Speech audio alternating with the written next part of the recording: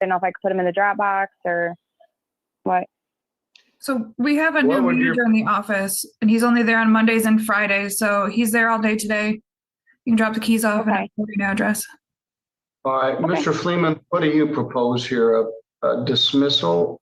Your Honor, why don't we adjourn this out and I'll send in a dismissal. I mean, I presume everything is as she says. I have no reason to doubt or think otherwise. But I did this once recently where I dismissed a case before I knew for 100% sure and ended up having to make a motion to set aside my own dismissal. So all right, I'll tickle it for 7 days to await dismissal. Yeah. And I'm going to put you in a breakout room so she can provide the information regarding the forwarding address. Okay. Okay. And that's the only one you got this morning, isn't it? Yep, that's all I have. Thank you. All right. Well, let me put you guys in a breakout room. When you move, Ms. Ibbotson, the law requires that you give the forwarding address in writing, but I'm going to put you in a breakout room with your manager and Mr. Fleeman, the attorney. You can provide your information. If there's an issue regarding your security deposit, they need to know where to send it. They can apply your security deposit to any unpaid rent or other damages. So I'm going to put you in with them, and once you give them that information, you can go on about your business.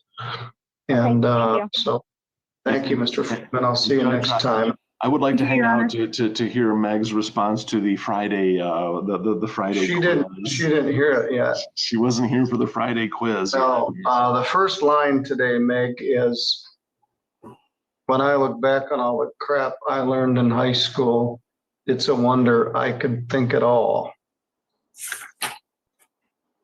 But my lack of education hasn't hurt me none, because I can read the writing on the wall.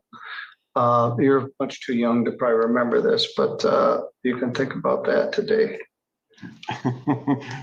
Tyrone, it's nice to see you. It's been a while. And indeed it has. Starting to wonder if you had a pulse. Yeah, Meg, email me when you get the answer to that. Yeah, shoot me an email. All right. Yeah. Have a good weekend, guys. Thank you all. All right. We've got some other people that have joined us, including Meg Bauer from Legal Aid. We have gone through the rights in our next case, which is TR Village versus, I lost her, Connie Swinehart. Ms. Swinehart, can you hear me? Yeah. All right, so let's see, we got Danelle Paglia, do I say it? Yes, good morning. It's Paglia? How do you say it? Talia? Talia, okay. That's important to try to get it right. I haven't met you. Good morning. Good morning. We've got Lois and Bonnie, managers from the park. This is a new law firm to be representing Three Rivers Village.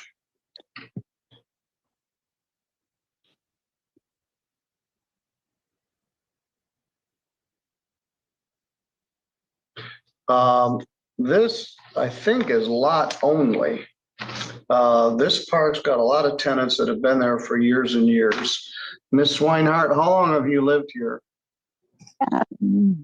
Longer than 10 years, I believe. And you own your own trailer? Yes, sir. All right. Well, they're alleging that your rent is in arrearage. And I'm not sure what the current arrearage is. So, Ms. Paglia, what is the current arrearage?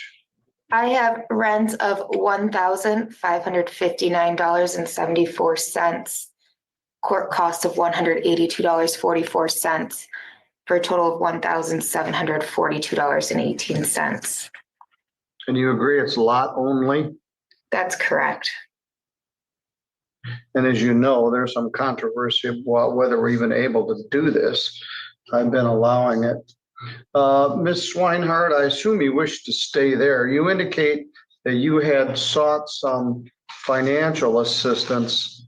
Who have you been in contact with? True North Community Services, I'm not familiar with them. What have you done to try to get assistance? I went through, I went to Centerville through the, I don't remember, DHS? DHS, yes. And they're the ones that went through the other one that was listed on there. The True I'm North. not- Okay, They're the ones that sent all my information to them. I got denied by both of them. They said that I was denied because I made enough money to relocate.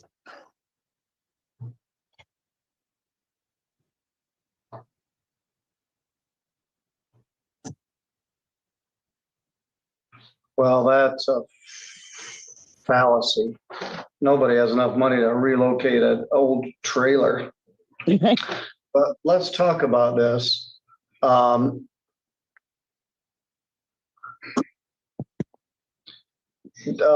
funding agencies won't fund a house payment. If you're buying your house from the bank, from a lending company, and you owe $500 a month and you're 6 months behind, and so you owe $3,000, there's no funding agency that will give you money for that. They strictly deal with rent. And this is lot rent. And so they're requesting that you pay your lot rent. Do you have any ability to try to get caught up on this? I wouldn't be able to do it in 1 week, but if payment arrangements could be made, then I would be able to. Right now, our job, we make doors for Ford. And so like last week we were laid off, and now this coming week we're laid off again. Where do you work? IAC in Mendon. Well, I had heard that IAC had some layoffs. Yeah, I have that. Plus, on top of that, I have really bad anxiety, and I have FMLA, and I was off on that for when they announced that we were going to be losing our jobs in December. That was bad enough, but now they're laying us off before December, and So you're going to lose your job altogether in December? we're laid off for 3 or 4 months, they said. All right, well, the plant almost closed a few years ago. For those of you that aren't from around here, it's a UAW union company, and it pays a good wage and has union benefits, but it has had its ups and downs, just like the rest of the automotive industry. But at any rate, you own the trailer, but not the lot. And Correct. it's very cumbersome to try to remove a trailer, particularly an older one, from a mobile home park. But the law says we have to adjourn this matter at least 7 days. I won't be here next Friday. So we're going to adjourn this until Monday, the 20th, which will actually be 10 days. But let's see what we got.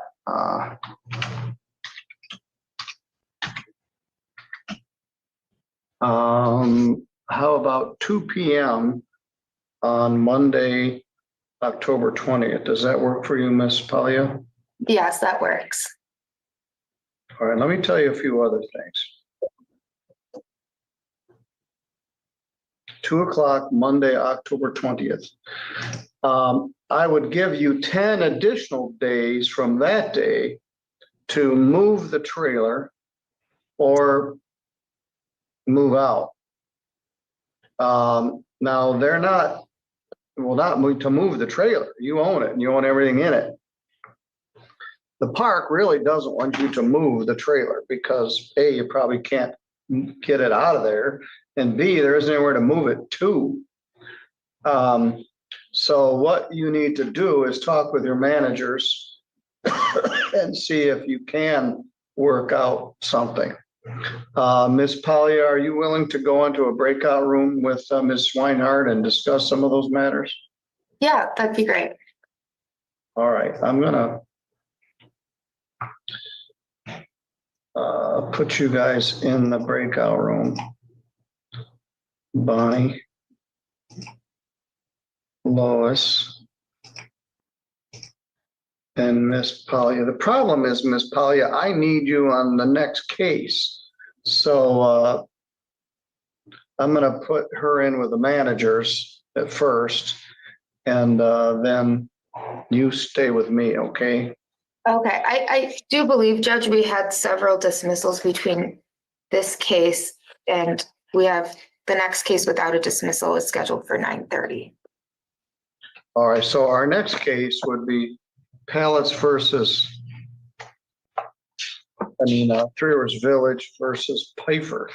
Is that one dismissed? No, but I believe that one is scheduled at 9:30. All right, We have about then I'll 10 go ahead, minutes. I'll put you in the breakout room. So everybody join. And I'll stay here and get ready for my next case. All right, thank you.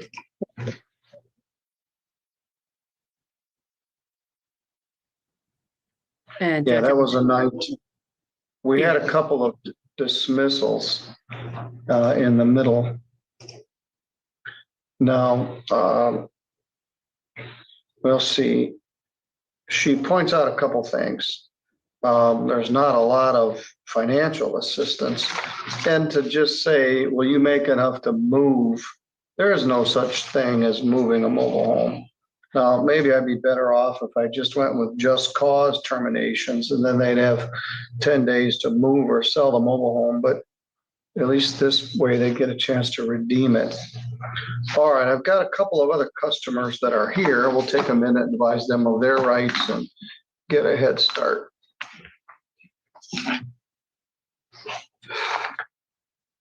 I've got Samsung. Ma'am, who am I speaking with? What's your name? Can you hear me? I can't tell if you're frozen or just sitting very still. You've logged in as Samsung telephone. What's your name? I unmuted you and then you muted yourself. You're on mute.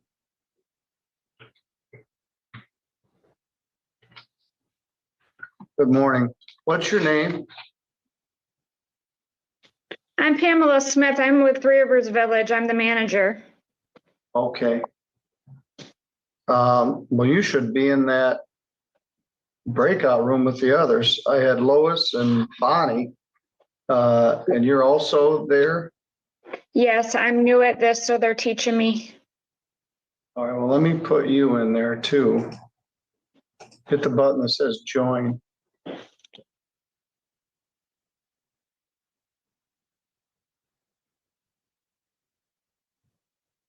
All right, and then let's see who this is. This is part of keeping the plates spinning. Today, everybody by telephone. Good morning. This is Judge Middleton speaking. Am I speaking with Kimberly Pfeiffer? Yes,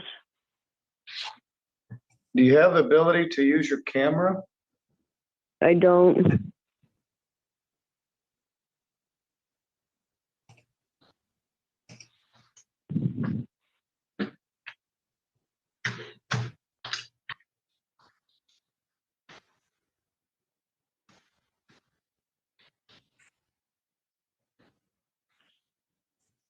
All right. Ms. Pfeiffer, I'm going to take a minute and advise you of your rights as a tenant in a landlord-tenant proceeding. You have a right to hire an attorney. If you cannot afford one, I will provide information to you about legal aid.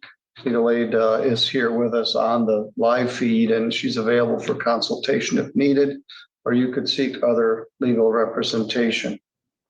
You have a right to have the case heard here in St. Joseph County where the property is located. You have a right to demand a jury trial. If you want a jury trial, you must tell the court today or file a written demand within 5 days using the demand form and be prepared to pay the $50 jury demand fee. unless I waive it for your inability to pay it. If your landlord has asked you to be evicted from a residential property because you haven't paid rent, you may be able to get assistance from the Michigan Department of Health and Human Services. Let me bring in our next person. Good morning. Are you Brianna Ellsworth? I am. All right. I'm advising another tenant of their rights, and I'm going to do the same for you. I may repeat it, but you have a right to hire an attorney. If you cannot afford an attorney, a legal aid attorney may be available to assist you. There is one here with us today, or you could seek other legal counsel or representation. You have the right to have your case heard here in St. Joseph County where the property is located. You have a right to demand a jury trial. Hold on, let me put my coffee. If you do that, you have to tell me here today or file a written demand within 5 days and be prepared to pay the $50 jury demand fee. If your landlord has asked you to be evicted from a residential property because you haven't paid rent, you may be able to get assistance from the Michigan Department of Health and Human Services, Community Action Agency, Neighborhood Inc., or other program. If you're a veteran, there's also some programs available for veterans housing. We did send that information to you with the original summons packet. You do not need a judgment against you to get help from the places listed above. A copy of the summons and complaint from your case are sufficient. You may be able to reach an agreement with a landlord by going through mediation. If both parties are interested in that, we could help set it up.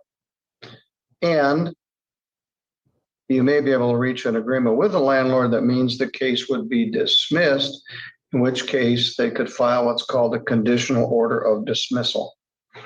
Now, in each of your cases, it's lot rent.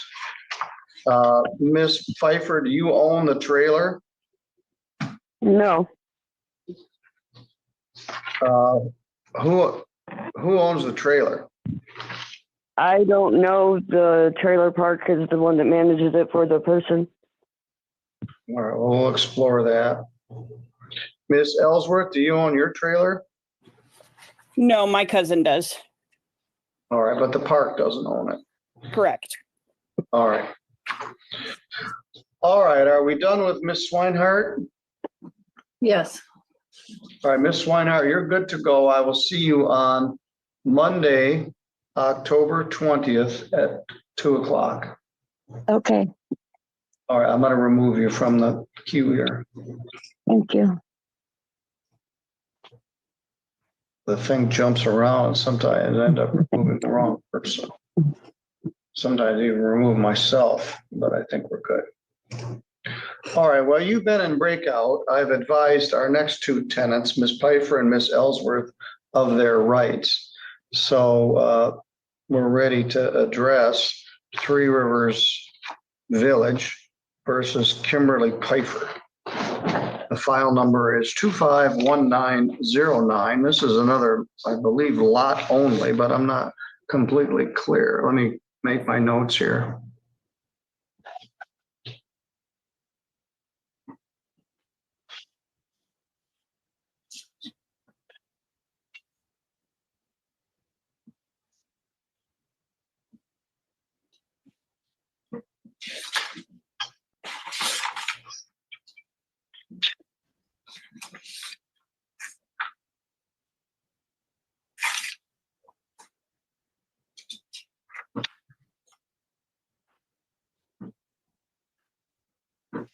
All right. Your Honor, I believe the tenant also has home rent. She rents the home. I asked her that, and but sometimes I can tell from the amount, but $378 per month isn't a lot. That's would include a lot. I'm sorry. I also have 750 added to that. That's correct, Your Honor. Her lot rent is $378, but she also has home rent in addition to that. Well, I haven't pled it.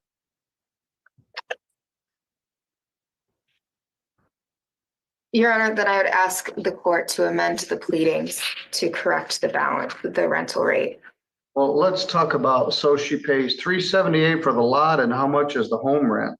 $795.64 for home rent. She's also on a payment plan to make up past due rent, where she pays an additional $200 a month towards her previous delinquent balance. And that. All right, well, this complaint doesn't share any of that with me. So how much is due now?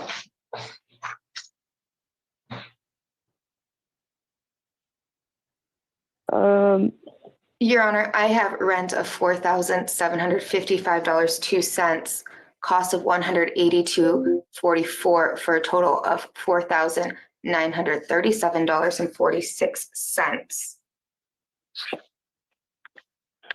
All right, that's through October. That's correct. So that includes trailer rent of $595.64 per month. Does it also include the $200 fee that she hadn't paid before? Your Honor, it's $795.64 a month is her home rent. And then in addition to that, it's a repayment plan of $200 per month. So it does include the $200 per month to make up for her previous past due balance. All right, well, that's a weird way to do it. Let's say the past due balance is $4,000. So you're not suing on the past due balance, you're only suing on the months she failed to do the late fee. Plus the lease doesn't include any of this stuff.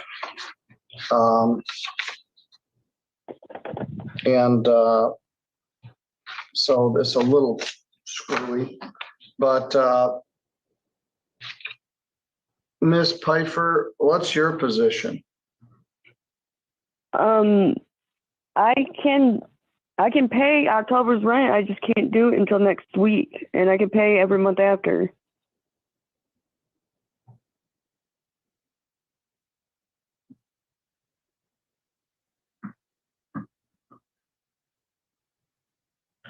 Well, that ain't gonna get it. You're already substantially behind. I can't tell how much your arrearage is, but there's some sort of off-book agreement that's not in the lease that you pay $200 a month. Plus, the complaint doesn't include the fact that you're supposed to be paying for the rented trailer and the lot. So there's some deficiencies here. I think you could benefit from discussing this matter with our representative from legal aid. But you are on the precipice of being evicted. You're already behind. Now you're farther behind. You're offering to pay 1 month's rent, and it's several months behind. When was the rent last paid? I don't remember. I'm asking the plaintiff. Your Honor, my ledger doesn't go back far enough. The agreement for the $200 a month was made in July. At that point, she had a $5,343 balance. And she entered into the separate contract to do a payment arrangement for $200 a month to catch up that would go until October of 2027. Since then, no payments have been made. Her last payment was made on 4/5/2025 of $620. That's helpful. 4/5/25. Ms. Pfeiffer, you're about to get evicted. I'm going to adjourn this for 10 days till the 20th of October.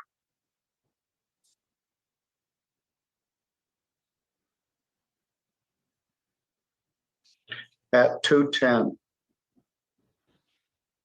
Now, you haven't paid any rent since April. They made an agreement with you in July that you would start to pay $200 extra per month to get caught up. And apparently you haven't been able to do that. So it's now October and you haven't paid any rent since April. They've got somebody waiting to rent this. I'm sure they have a waiting list of clients that would like to move in there.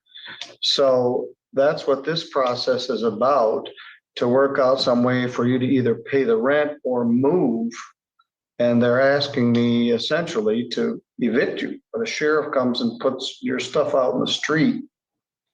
The way the matter was pled in the summons and the complaint doesn't reflect the reality of what's going on. So there may be some issues that we need to straighten out. But the bottom line is you haven't paid your rent since April, and it doesn't look like you have the ability to pay it currently.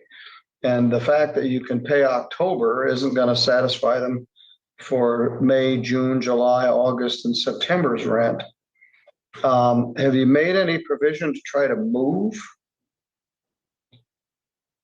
No, because I have no means or anything.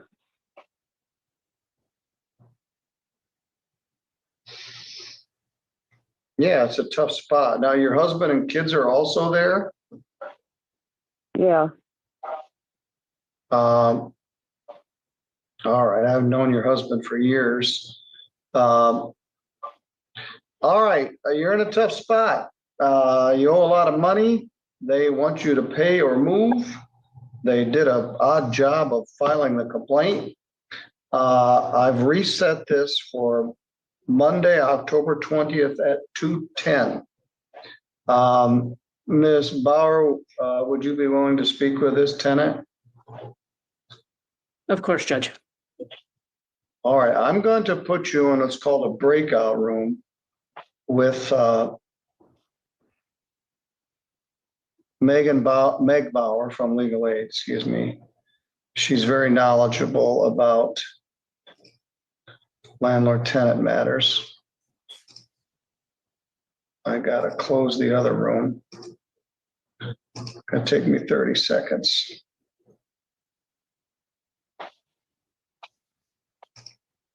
All right, there we go.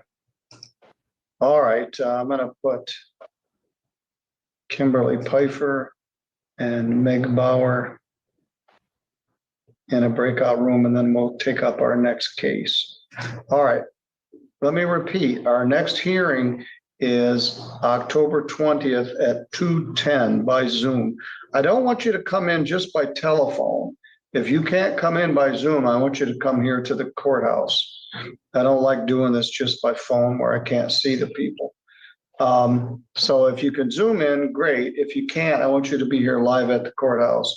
But if they get what they asked for, you would have 10 days from that day to pay the rent or move out, which would be October 30th. And after October 30th, the sheriff could come put your stuff out in the street. So there's some urgency to this.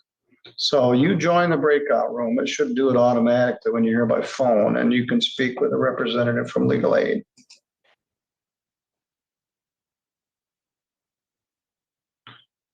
Your Honor, right. I would just ask the court if I could file an amended complaint for this case so that it can be cleared up. That would certainly be helpful. Okay, thank you.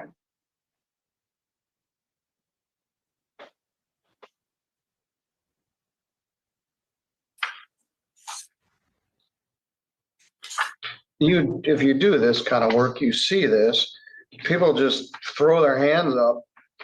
They don't have a plan. They aren't eligible for any assistance. They haven't made any arrangements to move anywhere.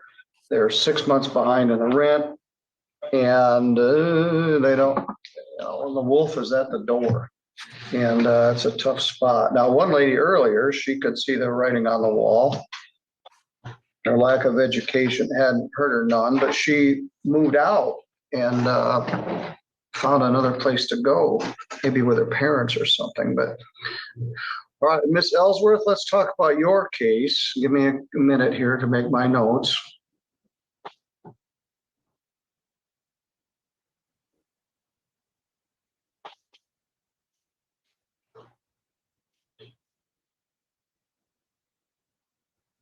Bonnie, you're the regional manager? Or from a home office? I'm not exactly sure what you're.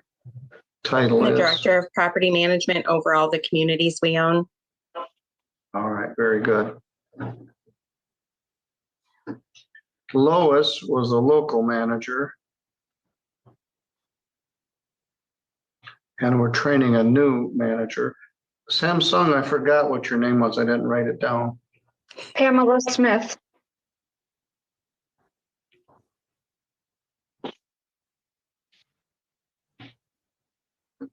And then we have the defendant. All right, again, by telephone only. Ms. Ellsworth, can you unmute your phone? Yes, Your Honor. Can you turn your camera on? Yes, Your Honor. Very good. You just heard everything I went through with your neighbor, Miss Pfeiffer. Let's talk about your case. This also appears to be lot only. It's alleged to be $378 per month. You indicated that your cousin owns the trailer, Yes, but Your not Honor. the park. Yes. Does your cousin also live there? No, sir. Who's your cousin? Ashley Rosner.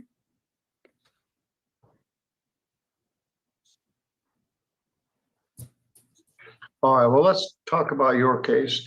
Miss Palia, what's the current arrearage here? I have rent of $2,104.22, cost of $182.44, for a total of $2,286.66. This is lot only Correct. through October. Miss Ellsworth, what's your position here? So actually, and that's where I was kind of stuck. I didn't know how to get the help, but I just recently moved here.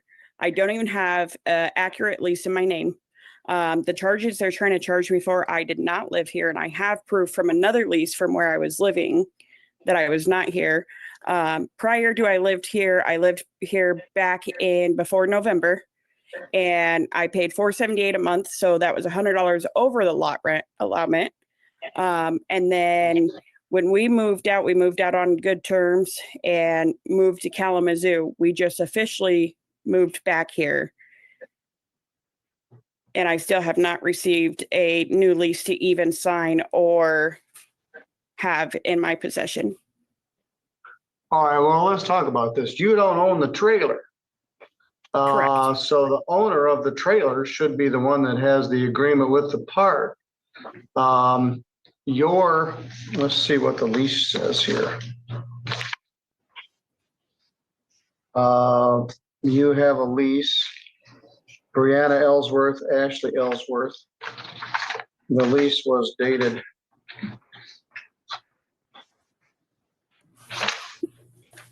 uh, 2/10/24. Yeah. See, and that's when I lived here previously. I moved out back in beginning of October. All right, so you move in, you move out, the trailer's still there. Correct. And so that's still accruing lot rent. So there's a lease.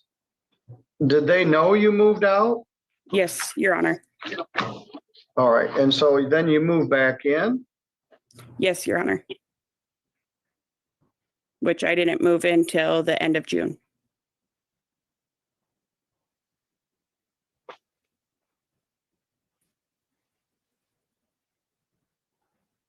Did you sign a new lease? No, Your Honor.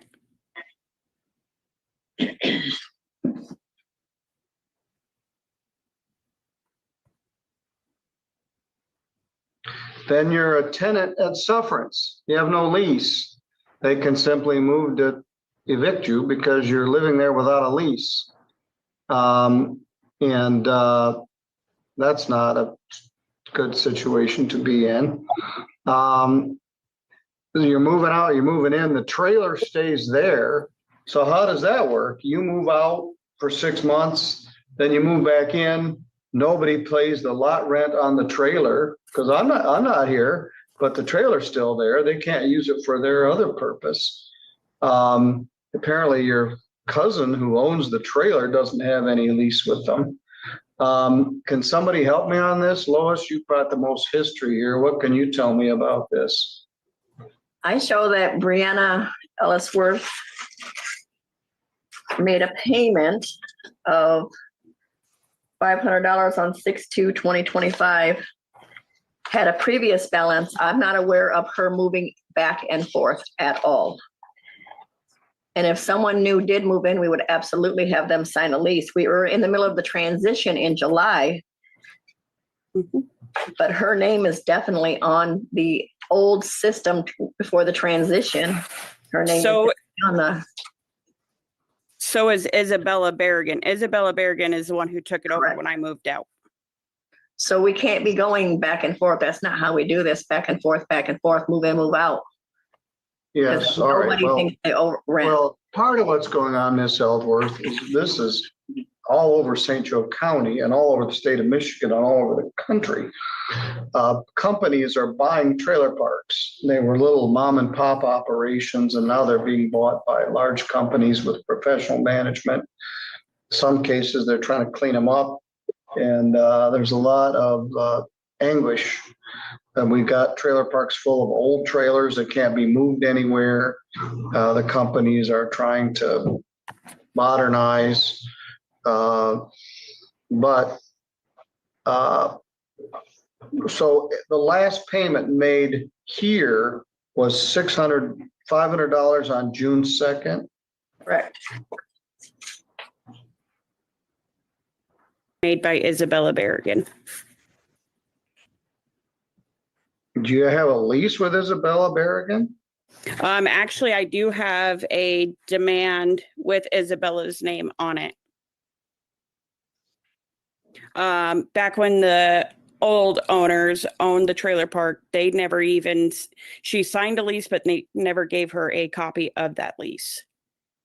All right, well, let's assume this. Let's assume you moved in June. Isabella Berrigan paid on some rent prior to that time, and now no one's paid any rent for June, July, August, September, or October. What's your response to that? June was paid for because that's the one Isabella Berrigan made that $500 payment. That of. went to money that was already owed. The $500 paid in June went to previous unpaid lot rent. So you move in June. So that's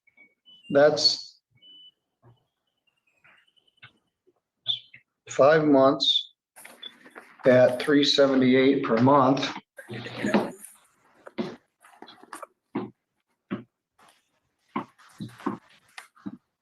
That's $1,890, which is close to the figure they've got.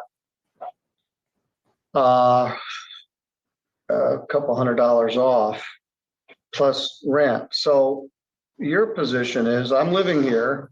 I haven't paid any rent since I got here, and they're no good bums because I moved back in without a lease. So you're a tenant at sufferance. You're living there, and according to you, you have no lease. They're saying that you have a lease that you signed in February of 2024, and they never discharge you from the lease. I'm not sure how this Miss Ibbotson gets into the picture. Apparently they accepted money from her and they sent a demand in her name. But if we just start from scratch, you've been there since June, you haven't paid any rent. So they want you to move out or pay the rent. Also, if you're going to stay there, you need to either go on the existing lease or sign a new lease. Either way, you owe a substantial amount of money, close to $2,000 or above it. Do you have a plan to try to pay that? Actually, I was going to be talking to, because I've been getting messages from, I believe her name is Rachel. We received a statement in the mail back in July stating that the current charges were $1,983.07. And then we had current credits of 1,368.44. So the balance due was 614.63.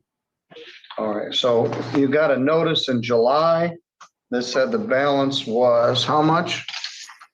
1,983.07. And this is billing period of 7/1 to 8/31. Give me that again.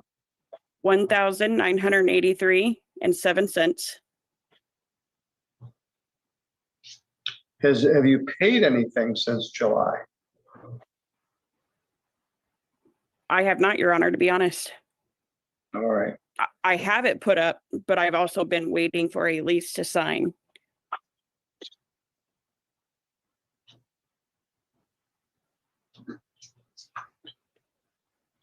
All right, and this is a mess. It's in part because of the transition from the previous management to the new management. And so the numbers don't match. If we go 1983 from July, we have August, September, and October's rent at 378 per month. That still doesn't match. I'm not sure how they got their number. But you're not going to get, if you don't have a lease, they're not going to give you any financial assistance because you're a squatter. You're living in your cousin's trailer and not paying any lot rent. And you have no lease. That's one way to view it. The other way to view it is you have a lease from February that they never released you from. When you move out, you're supposed to turn in your keys and give your forwarding address in writing within 4 days of your moving. If you just move and they don't know whether you're there or not, that doesn't get it. Plus, nobody paid the lot rent. So you are in a tough spot. In fact, have you made any provision to move? Actually, I've been trying to find somewhere, yes. Because not only is it a struggle here, to be honest, but also the safety of my child in this trailer park. Well, that's one of the things this company's trying to alleviate. I drive through that park about once a month. When I come back from my meeting on Thursday, I'll go up and drive up Broadway to 9th Street and sometimes up to 14th Street and just look around because I'm nosy. But I go through the park at least once a month. I recently went on a tour and viewed some other parks. Anyway, they're trying to do their best. All right. Anyway, we need to continue this matter. And they're already here. I'm going to continue it to October 20th at 2:15. Ms. Bauer, while you were meeting with the last client, this one's even thornier also. The bottom line is she didn't pay any rent. She's living in her cousin's trailer. She claims she doesn't have a lease. They claim there is a lease. She's paid no rent since she moved in June. And so even if I go with the lowest number, let's just say I use that number, 1890 plus court costs of 182.44. So it'll be 2,072.44.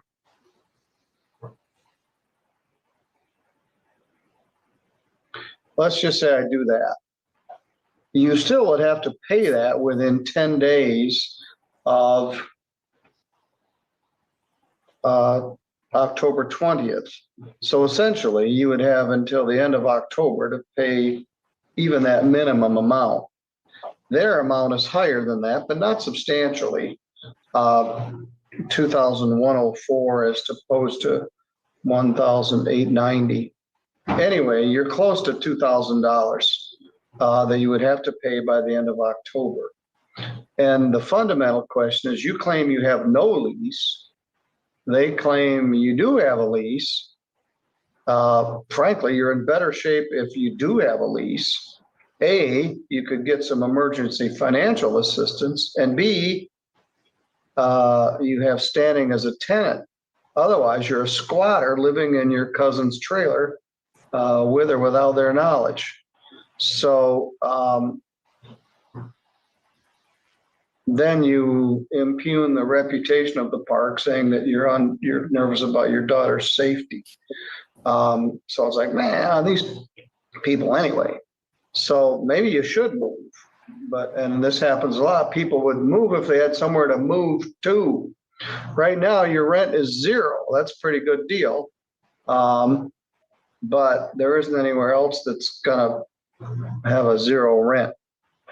So we're gonna continue this, and I would also ask council and management to take a look at these numbers and look at these issues. You may also want to contact your manager. Also, is there an issue with the owner of the trailer? She has this trailer on the lot that she's like letting others live in, if there's any sort of agreement with the person that actually owns the trailer. So there's issues here also. And again, this is part of the transition from the old management to the new management. Ms. Polly, you have any thoughts on this? I would note that the lease that we attached to the complaint that's signed by Ms. Brianna Ellsworth does indicate that she says tenant warrants and represents that tenant is the owner of the manufactured home, and that tenant's name appears on the certificate of title. I don't have any documentation as to an Ashley Rosner or any information of the sort, but well, she's listed that's as what I do have. And all so right, that would be Ashley Ellsworth, who's your spouse? Yes, Your Honor. All right, so she actually owns the trailer? No, my cousin Ashley Rosner. So when Kiana was the manager before, she had Ashley Rosner come in back last year when we signed the lease, and she had to give them copies of basically stating that she was renting it to us. Well, all right. Once again, Meg, we got a little hornet's nest here, but the bottom line is you're living there and you're not paying any rent. And there are other issues, but at some point, you're either going to need a lease. Apparently your lease says you and your spouse are the owner. Anyway, this is what's legally qualified, if you look it up in Black's Law Dictionary, as a big mess. But we're going to continue it. I'm also going to give you an opportunity to discuss this matter with Meg Bauer from Legal Aid, and management and council will take a look at things at their end. But at some point, I'm likely to give you a number that you have to pay or move out.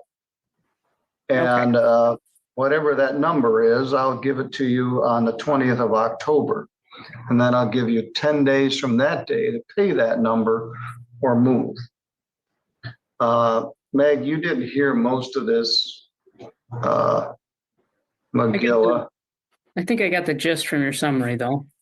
All right, thank you. Judge Middleton, Judge Middleton, may I add one more thing? Yes. I just need to ask who signed the fresh start payment on 8/1/2025? Who signed the fresh start agreement? Miss Brianna? I did.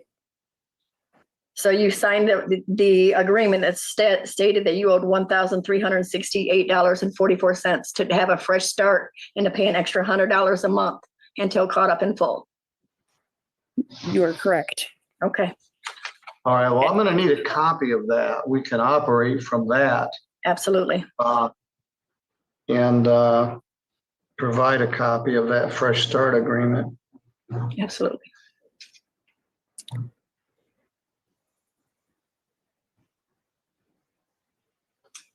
That makes you a tenant rather than a squatter. And it's going to help us narrow down the amount that's owed. All right, that would be very helpful. And if you would send it to me, I'll make sure that Ms. Bauer can see it also. All right, for the time being, Ms. Ellsworth, I'm going to put you and the attorney from legal aid in a breakout room, and you can talk with her regarding this. Judge, before I go in there, and while Attorney Palia, Danielle, nice to see you. We went to law school together, Judge. But I just wanted to tell you that I directed Ms. Pfeiffer to apply for Neighborhoods Inc. In conversation with her, she had not done an application there. So I directed her to apply there and submit the form, the court form. So all right, we'll see where that takes us. All right, so that's always nice to see old law school classmates. I went to law school with my classmates about 100 years ago. You guys are probably more recent than that. Anyway, we'll work on this on October 10th. Thank you. October 20th? 20th, October 20th at 2:15. Yes, thank you. Today's October 10th. Anyway, we got our work cut out for us when we meet next to try to get these squared away. At the last minute, Ms. Holloway informed us there may be a document we can work from, and that might help us. All right, thank you. I'll have that submitted to the court. Thank you, Judge. All right, thank you. All right, this is the time, and you guys are all good to go, that we shift gears from our general civil from our landlord tenant to general civil docket. It's always a bit of a shocker. So I've got, I'm going to release Bonnie. And I'm going to remove Lois. All right, the people I've got don't match the cases I have. I have the distinguished Mr. Brian Groen here on. I'm here on that with my allergy. Yeah.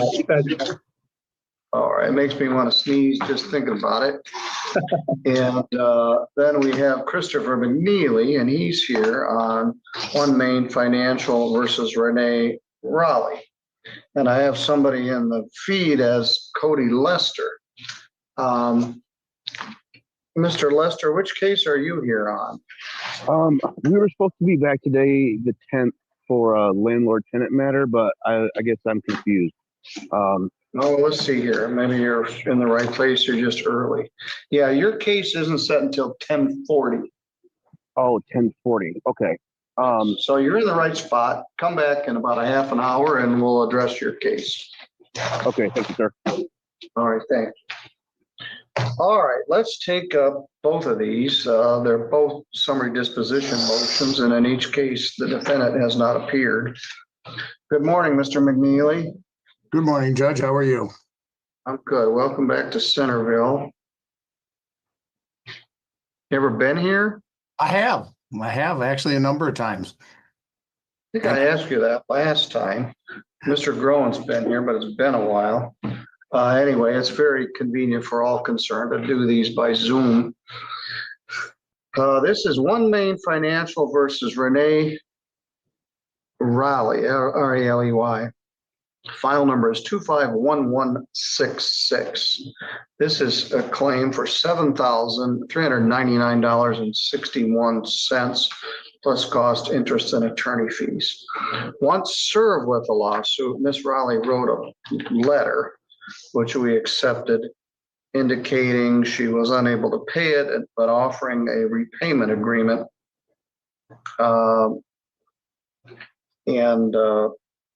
That didn't state a defense and left no material issue of fact. Plaintiff moved for summary disposition. The defendant is not here. Mr. McNeely, you got any further information on this? No, Judge, other than that, we also, after the pretrial, we did submit requests for admissions and discovery and got no response to any of those. So the request for admissions would also be deemed admitted. So in addition to her answer not denying anything, there is no denial of any of the requests for admissions that we submitted. Well, if I grant the summary disposition, she still can contact the company and attempt to set up a payment plan. Right. And you have submitted an order. I have, Judge, and just so the court's aware, my client is, and I think we've been in front of you a number of times on this client, and so I think you're at least aware generally that we're pretty reasonable to work with. The other factor is that my client, if you recall, stops interest from accruing on this account as soon as they send the file to my office. Which is a blessing. It is a significant discount and significant, and they don't take post-judgment interest, and they don't, it's as soon as they basically deem it to be going to litigation, they stop interest. So that was, stopped in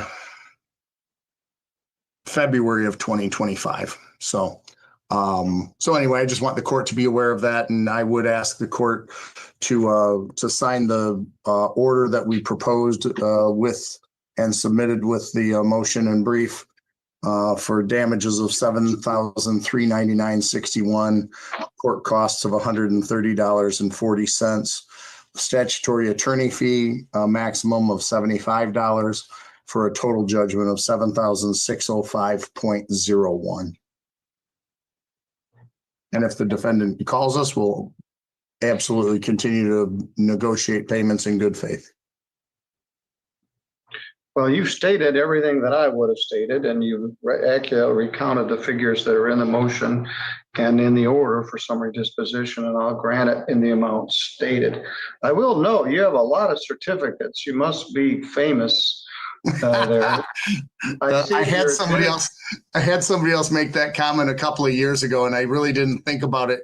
That the Zoom in this was actually the very beginning of COVID. And somebody made those comments, and I'm like, I had a paralegal who had inherited a fair amount of money and decided that every certificate I had should be framed. And so they're very nice. I'm licensed in 3 states, so there's 3 states. The Supreme Court. It looks like you're admitted to the United States Supreme Court. I am. I have one of those from when I was prosecutor. I don't go to the United States Supreme Court much, but yeah, that's the one right behind you. You want to hear a great story about getting sworn in the Supreme Court for a moment? Sure. They have a mass swearing in. Mr. Groen, he can learn something too. And I have an associate, a little older than me, but an attorney here in Rochester who went to be sworn in person. I did not. I just got my certificate in the mail. And he went to visit friends in Virginia or whatever before the ceremony and swearing in. And he got up on the Monday or whatever to go to the Supreme Court, and he asks his wife, "Hey, where's my dress shirt?" And she's like, "I don't have a dress shirt. You packed your own stuff." So he fuddles around, and the family he lives with don't have dress shirts. They don't wear suits or anything. And he's like, "There's nowhere open. I got to be at the Supreme Court by like 8 a.m. So anyway, long story short, he wore a white polo and underneath his suit coat and put a tie on. And that's how he got sworn in at the Supreme Court. I'm like, that's probably didn't notice. He could have gone to a dry cleaner like Joe Pesci did and my cousin Vinny and see what they had left over. Little ruffles. Don't wear a brown tuxedo to the Supreme Court. No. All right. Well, thank you for that. I've signed your order. We are not in a time crunch, so we could share a story like that. I'll see you next time. And if Ms. Raleigh contacts your company, they can still discuss a repayment agreement. Absolutely. Thank you very much, Judge. Thank you. All right, Mr. Groen, let's talk about your case. Yours is file 251168GC, Asthma Allergy Centers versus Teresa Myers of Sturgis. This is a claim for $794.70. plus cost, interest, and attorney fees. There's also a motion for summary disposition in here. And there's also a default. We never, But I I think think you have the default, Your Honor, because we never got a copy of an answer from her. So I think per our system, it just automatically got generated. So I don't think that was ever entered. I'm gonna do the one that shows summary disposition. That sounds good. 794.70, 131.46, 0 interest, 0 attorney fees for a total of 926.16. Does that match what you have? That is exactly correct.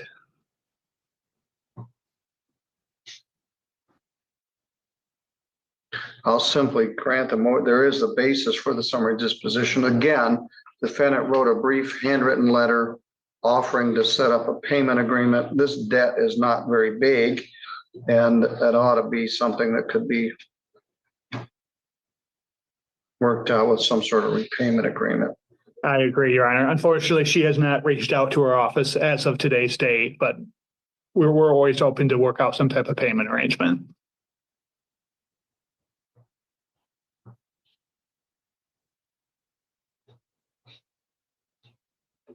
All right, I've signed the order. Thank you for providing it. It makes life a lot easier when I actually have it in the file. Maybe we learned something about getting sworn in. I didn't go to the thing. I got mine in the mail. But I did have a case that got appealed to the Supreme Court. They didn't grant cert, but our office had to answer it. All right, I'll see you next time, probably on a Monday morning, but that takes care of this matter, and I hope you have a good rest of the day and a good weekend. I appreciate it, Your Honor. You too. All right, thank you.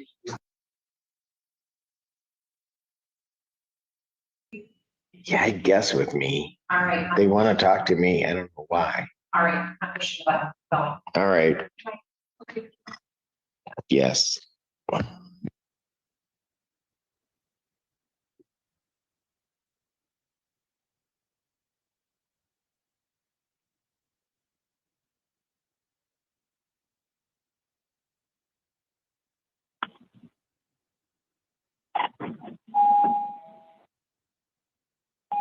Hello. Sorry, I'm on a conference call. You're talking.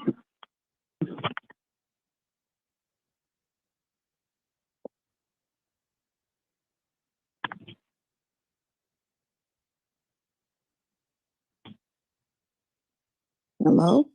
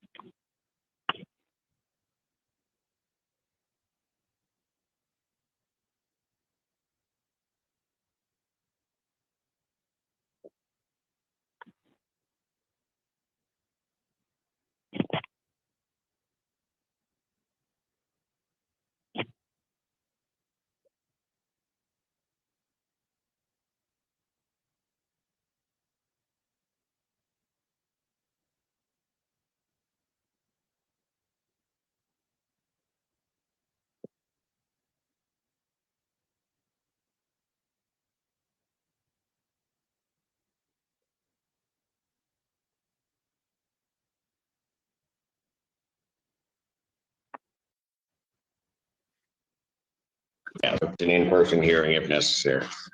Not necessary. Thank you, Judge. Thank you. Court calls the case of Thomas Demurray versus Robert Wright. James Fink for the plaintiff. Mr. Wright is here. Good morning, Mr. There you are, sir. All right. What is plaintiff's claim in this case? $43,775, including costs. 43,000? Yes, sir.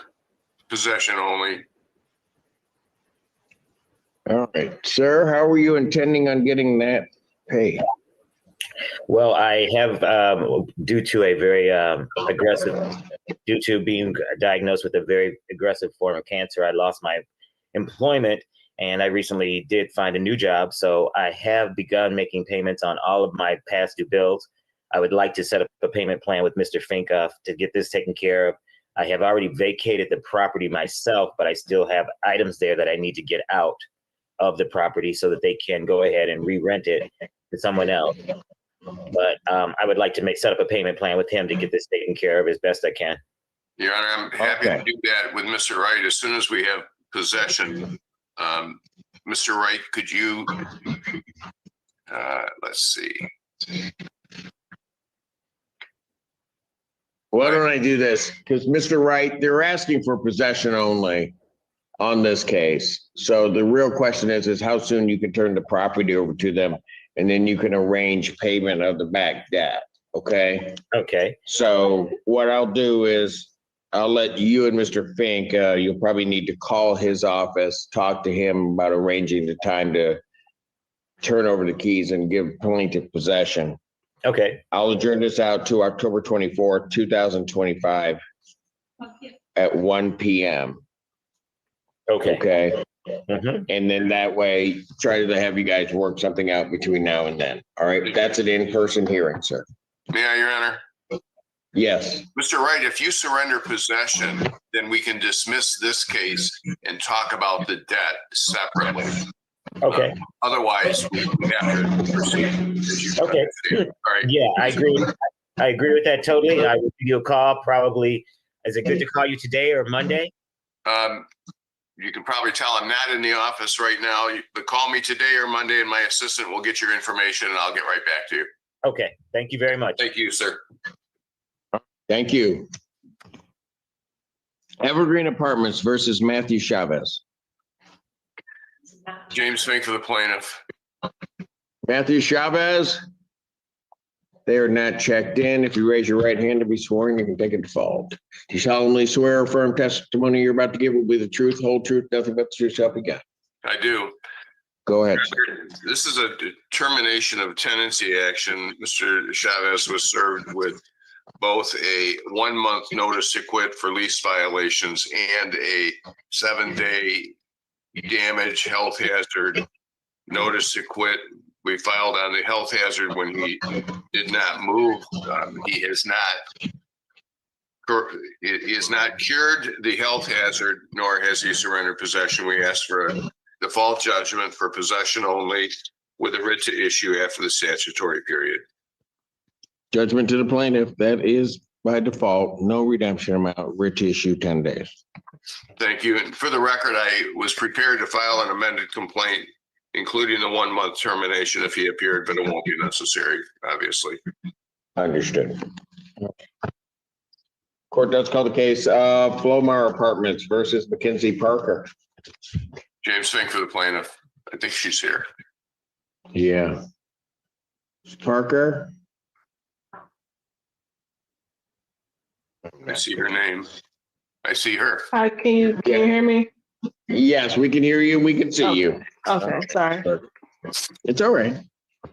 And how much is plaintiff claiming is owing on this case? Including the court costs is $2,661.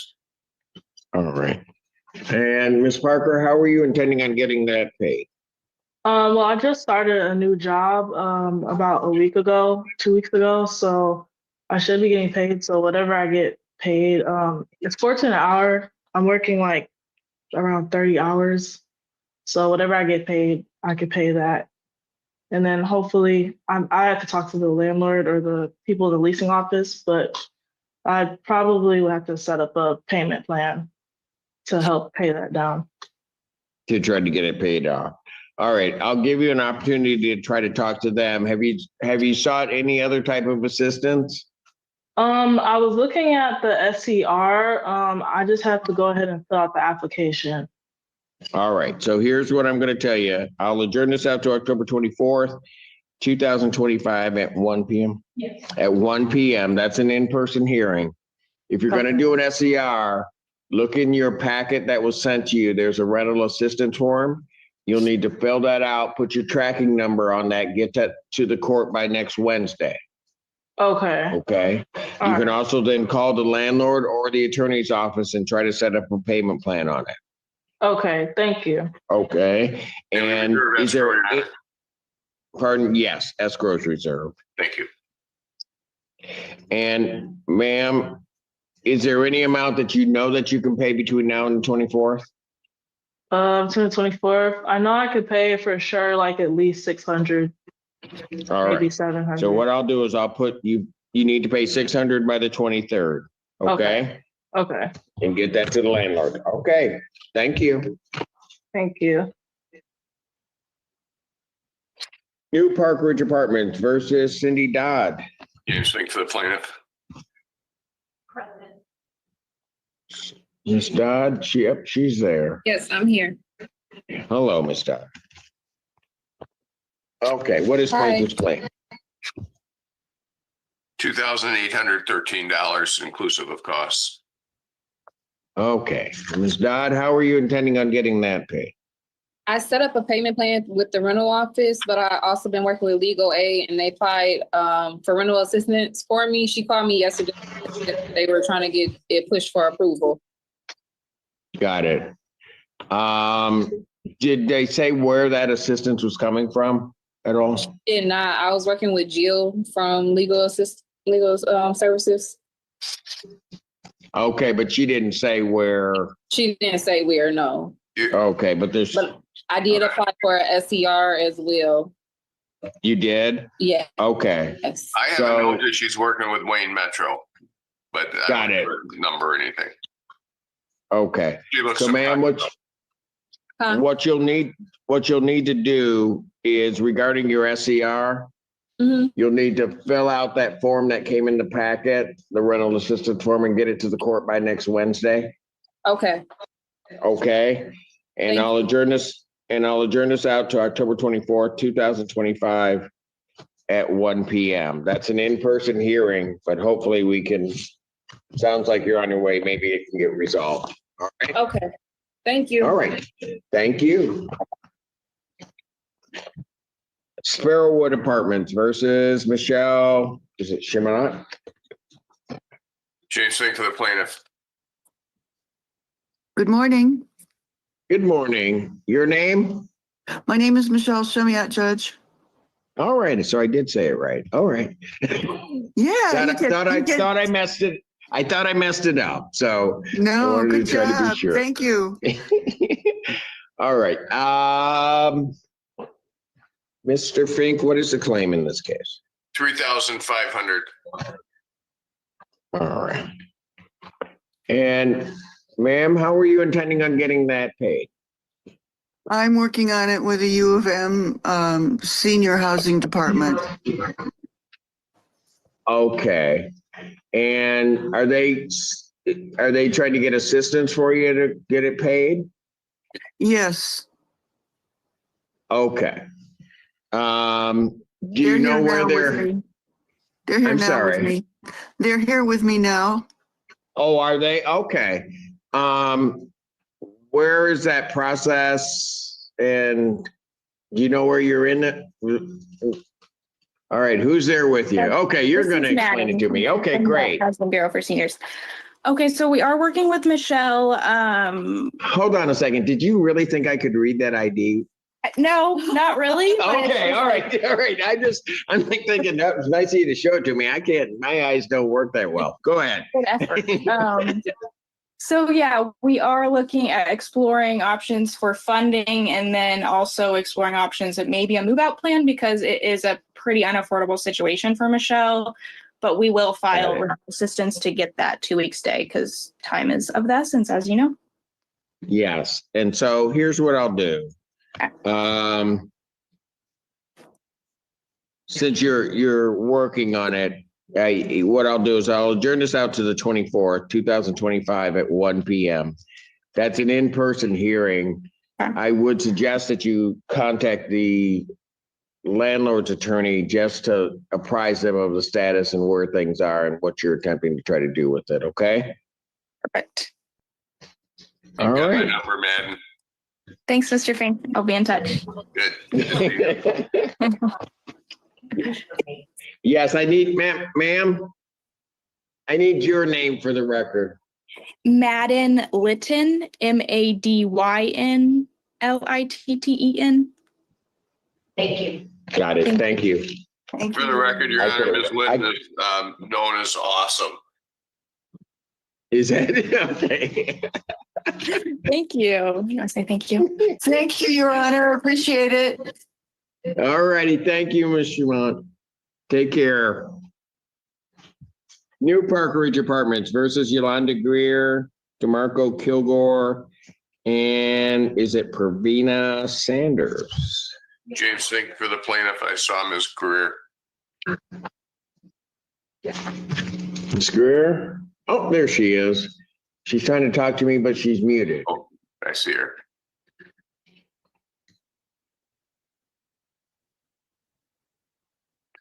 Well, she figures that out. The claim is Unmute. $558, and she figured it out. I figured it out. Okay. Thank you. Thank you.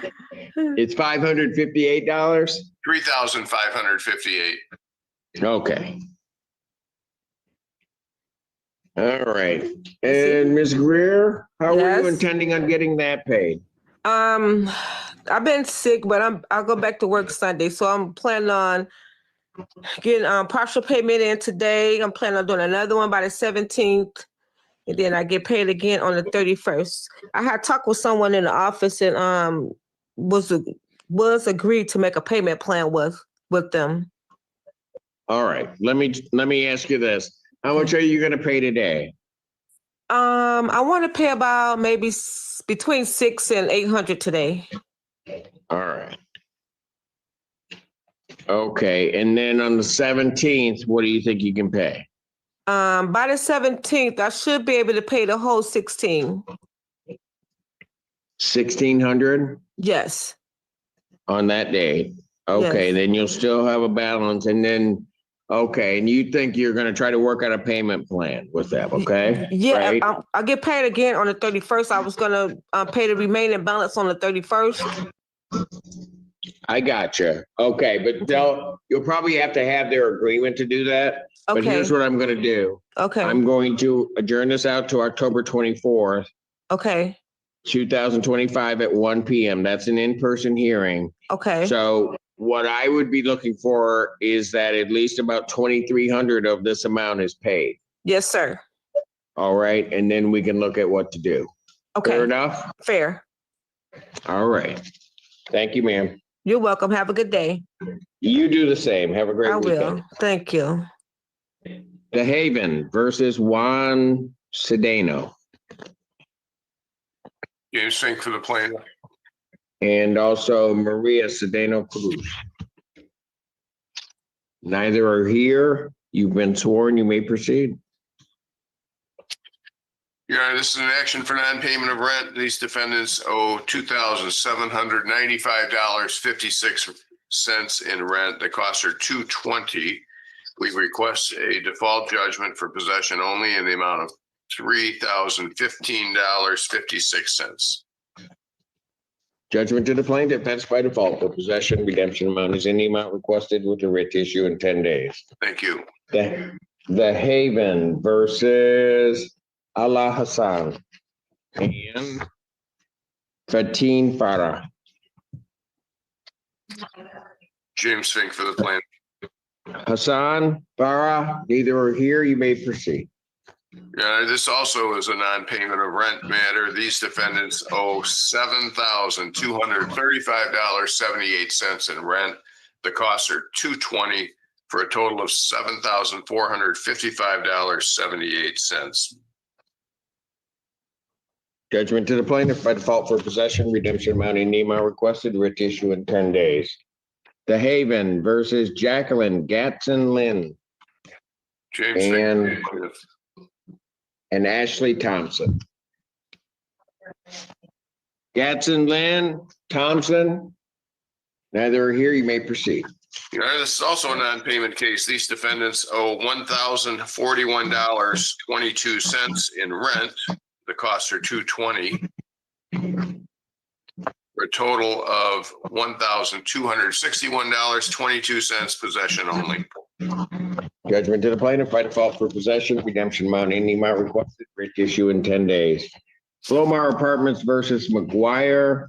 The Haven versus John Cristiano. The Haven versus Nikki Hess. and the Haven versus Gigi Heron. All of those matters are dismissed on plaintiff's motion without prejudice. Thank you, Your Honor. Thank you, sir. Yeah. Arbor Woods versus Flora Boone.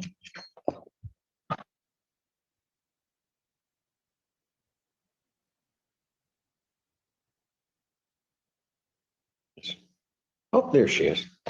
Good morning, Your Honor. Jansen, P 7729 on behalf of plaintiff. All right. And Ms. Boone is here also. All right. What is plaintiff's claim in this case? Your Honor, I have rent to retain of $3,063.00, court costs of $186.00, for a total of $3,249.00. And Ms. Boone, how were you intending on getting this paid? I paid the past due rent yesterday. They must have just didn't update it. So the rent for this month should be paid back in 2 weeks. Okay, so how much did you pay yesterday? I paid $1,540, I believe. $1,540? And you don't have that, is that correct, Ms. Mance? I do not have that on my ledger. Okay. Oh, I gave money orders yesterday. All right. And so then you say you can have the balance by what date? The 24th. Okay, what time of day? All right. Can you get that paid before noon, ma'am? Yeah. Okay, pay it as soon as you can. If you get a check on the 23rd, that you can do that so that hopefully we can get this matter dismissed. But I'll indicate that you're going to pay the balance on the 24th. I'll adjourn this to October 24th. My next available date, 2025 at what time? At 12 noon.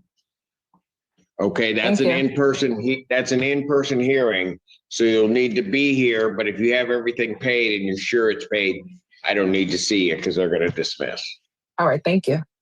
All right, thank you, ma'am. Bye-bye. Bye-bye. Arbor Woods versus Cheyenne Ellswick Garcia. Casey Matson for the plaintiff. Oh, she's here. All right. Hello, ma'am. Hi. All right, what is plaintiff's claim in this case? Your Honor, I have. Let me just make sure this is not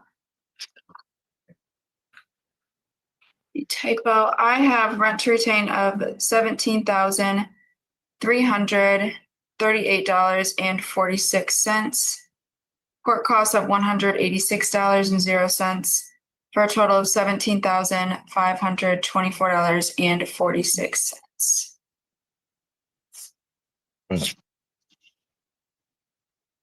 Okay. Ma'am, how are you intending on getting that paid? Well, I lost my job in August and wasn't able to pay for September. I moved out October 1st due to non-payment. And I am currently homeless with 3 children. So I'm not sure how I'll be able to pay moving forward.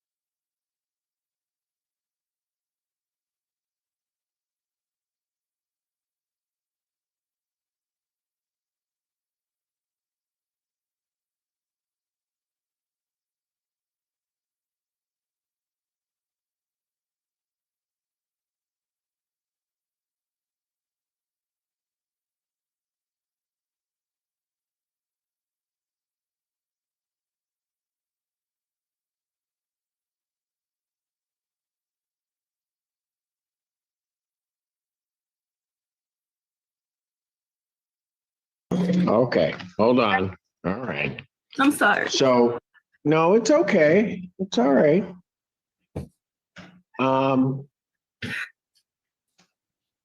Okay, so I want to make sure I heard what you have indicated. You're. Go ahead. I'm sorry. I know it's okay. All right. I just want to make sure I heard you correctly. And that is that you're out. You're no longer residing in the unit. Correct. Okay. Did you turn in the keys to Arbor Woods? I did, and I also submitted a vacant property, a letter to the office. I think I faxed it over to you guys, stating that I was going to leave due to loss of job. Okay. Your Honor, I did. Yes, I see that. Okay, go ahead. Yes, Miss Matz. Your Honor, if we could just pass this matter, I can confirm with my client that they do have keys, and then we can dismiss this case. All right. Ms. Ellswick, I'm going to pass it. Okay. And it may take a bit because I got some cases to get through. She's going to just try to confirm with the client that you vacated the premises, and then maybe this case could be dismissed, and at least we could take one little burden away from you. Okay. Okay. All right. Thank you, ma'am. No problem. I'll pass it. Arbor Woods versus Jada Griggs. Casey Matson on behalf of plaintiff.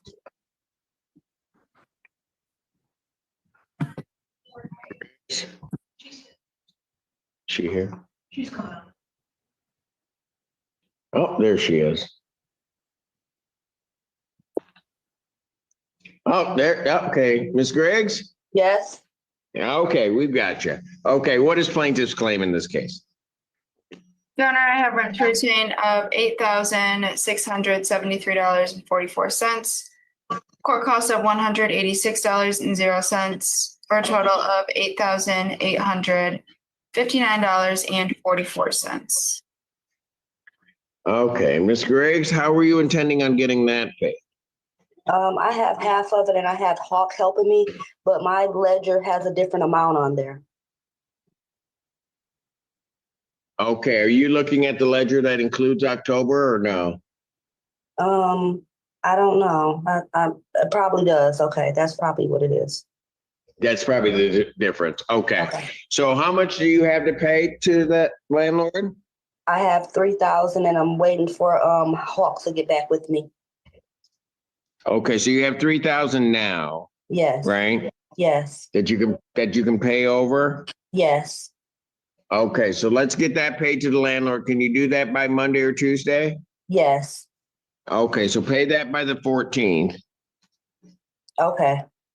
And then that's going to leave you about 58, somewhere around there. Is there going to be another payment you're expecting other than Hawk?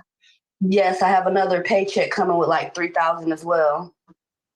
On what date would that happen? That's gonna happen next Friday. The 17th? Yes. Okay. So what I'm going to do is I'm going to put that you're going to pay 3,000 by the 14th. Indicate then also that you'll pay 3,000 by the 20th. That'll work. That's that Monday afterwards. Okay. Okay. Mm-hmm. And then what I'll do is I'll adjourn this to October 24th, 2025 at noon. Okay. And at that point, we'll see exactly where we are. Maybe you'll have an answer from Hawk and we can try to get this resolved. All right. Okay. Thank you. Thank you. Arbor Woods versus, is it Sharitha Vaughn? Or did they misprint? No. Sharitha Vaughn. All right. Not here. Correct. Vaughn? They are not present. I don't think I've had you sworn, so. No. Casey Matson. All right. Your If Honor. you'd All right, if you raise your right hand, do you solemnly swear or affirm testimony you're about to give will be the truth, the whole truth, and nothing but the truth, so help you God? Yes, Your Honor. All right, go ahead. Your Honor, we're requesting entry of a default possession only judgment. Rent to retain is $2,015.75. Cost of $186.00 for a total of $2,201.75 with a writ to issue after October 20th. Judgment to the plaintiff, that is by default for possession, redemption amount, any amount requested with the writ to issue 10 days. Arbor Woods versus Marjorie Watkins. Casey Matson for the plaintiff. Marjorie Watkins, not present. You may proceed. Thank you, Your Honor. We're requesting entry of a default possession only judgment. Rent to retain is $790.75. Cost of $186.00 for a total of $976.75 with a writ to issue after October 20th. Judgment to the plaintiff by default for possession, redemption amount, any amount requested with the writ to issue in 10 days. Arbor Woods versus Kiera Morris.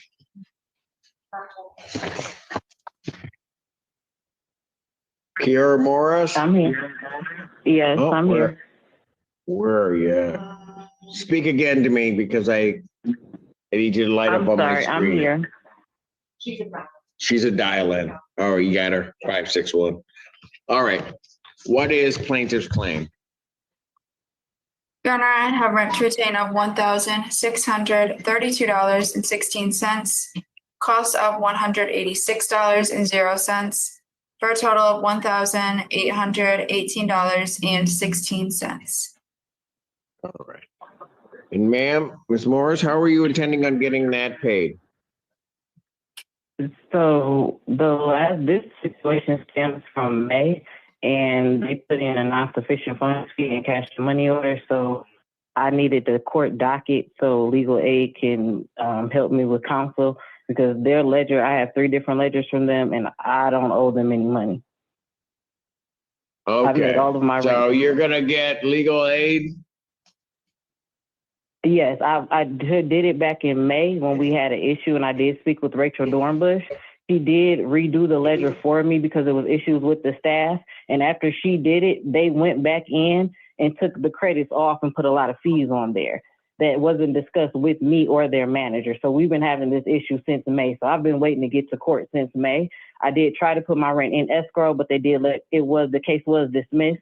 So I couldn't put the rent in escrow, call legal aid. They said that I needed to have a docket. So this is the first time that I'm able to actually get a docket for court to address these issues outside of the staff and their attorney. How much is your monthly rent? My monthly rent now is $694. I signed my lease for a 12-month lease last year in August. Go ahead. I just need you to answer my question. How much is your monthly rent? $694. Thank you. All right. Have you paid October to the landlord? Yes, I have. Okay. I'll order escrow. We'll figure out what the escrow is. I'll reserve it from today's date. You're going to speak with an attorney with legal services. You'll need to do that.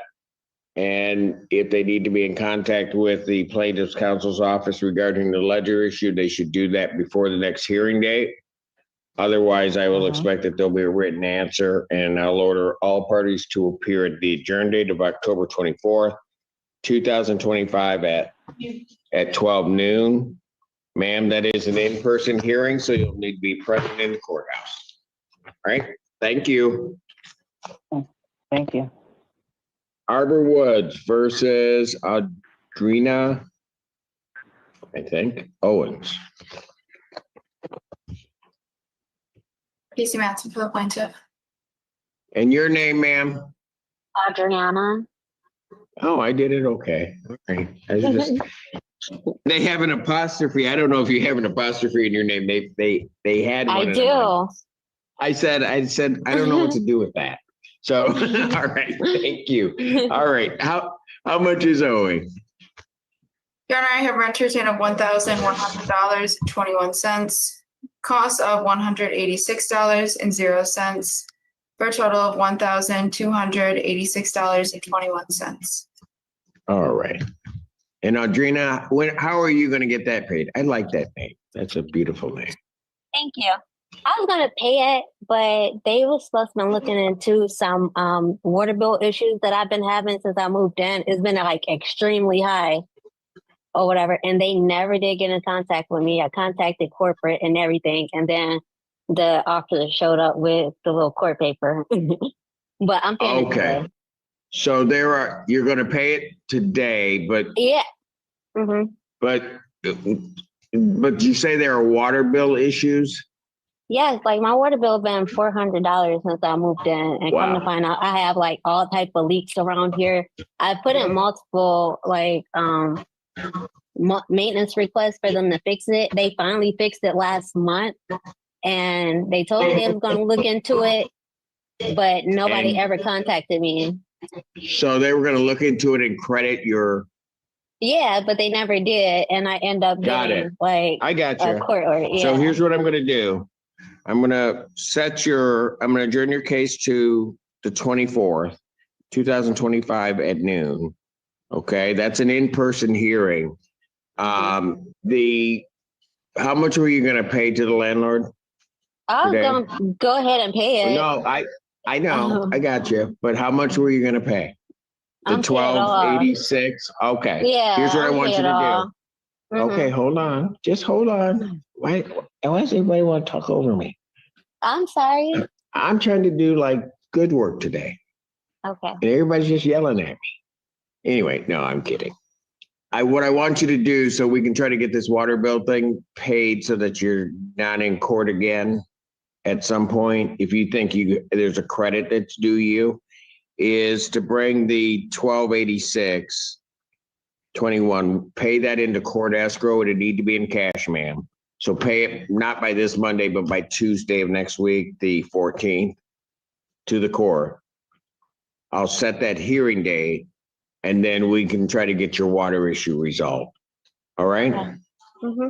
Fair enough? Yes. All right. So I'll set it for that date at noon. That's an in-person hearing. You'll need to be down at the courthouse. All right? All right. Thank you. Thank you. Yeah. Arbor Woods versus Ellen Patterson. Case Matson for the plaintiff. Ellen Patterson? No, I'm her Where's- daughter, actually. Hold on a second. What's your name? 694. My name is Marty Cole. Okay. I didn't hear your name. Say it again. Marty, Marti, Cole, Cole. I'm Ellen Patterson's daughter. Okay. And do you live with Miss Patterson? Yes, I do. I've been staying with my mom since last year of November. Her cancer had came back, so I came to stay here and took care of her. My mom passed away August 14th, and her beneficiary, which is... Okay, I'm sorry to hear that, Ms. Cole. All right, they're going to have to somehow change this on the... They're going to have to look into the estate. So what I'm going to suggest you do, Ms. Cole, is on the paperwork, is contact the plaintiff's attorney's office. Okay. So they can get information and kind of work through this process, okay? Okay. All right. I'll adjourn this out to October 24th, 2025 at 12 noon. Okay, that's an in-person hearing, but I'm not sure how plaintiff's going to handle it, but contact them and let's see where we are. And again, our condolences. All right. Thank you, sir. All right. Yes. Thank you, Your Honor. All right. Thank you. We'll speak with her. All right. Arbor Woods versus Latasha Patterson. Not. Patterson, they're not here. You may proceed. Thank you, Your Honor. We're requesting entry of a default possession only judgment Rent to retain is $1,839.69. Cost of $186.00 for a total of $2,025.69 with a writ to issue after October 20th. Judgment to the plaintiff by default for possession, redemption amount, any amount requested with a writ to issue in 10 days. Arbor Woods versus Sharice Robertson. Yes, hello. How you doing? Okay, that's Miss Robertson. She's iPhone A.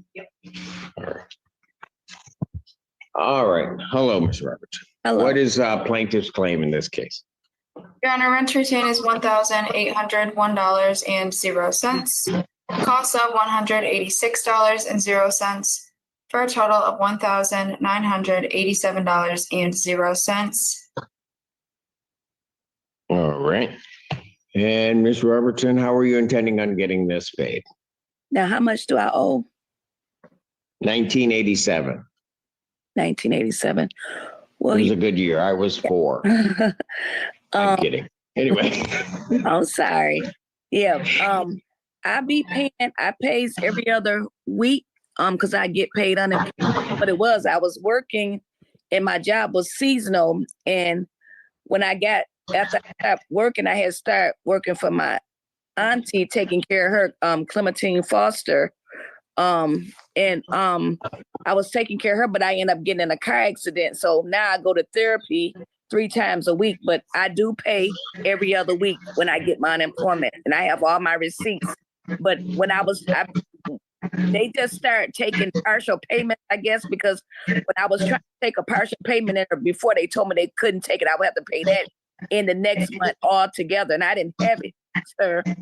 So I do take, like last. Okay, Miss Robertson. Yes. I can solve that part of the partial payment problem. How much can you pay to the landlord? This Wednesday coming up, I can pay them $700.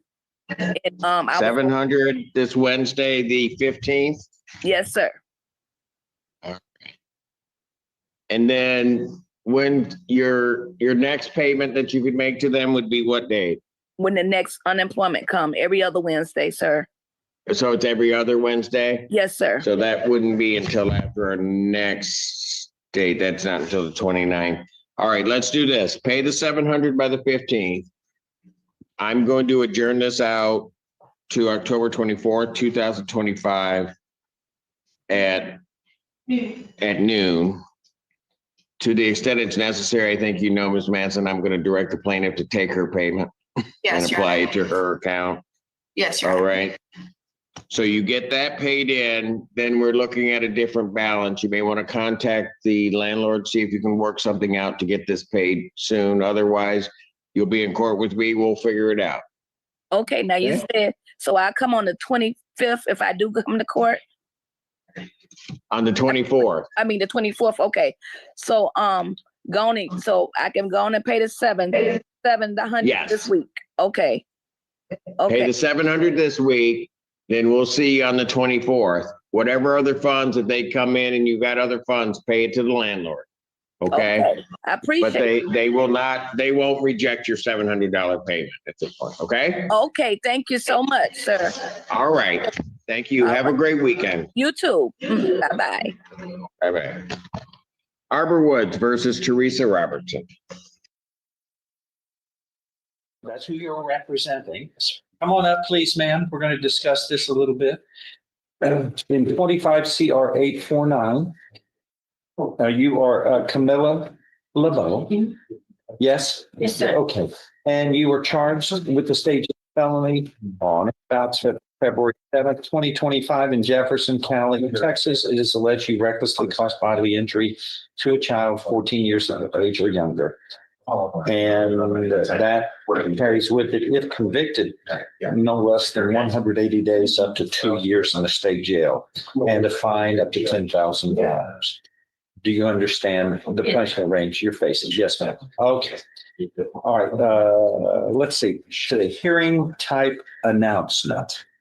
What's this? Yeah, no, well, this is more of a, we're here to talk about the bond condition about contact with the complaining witnesses.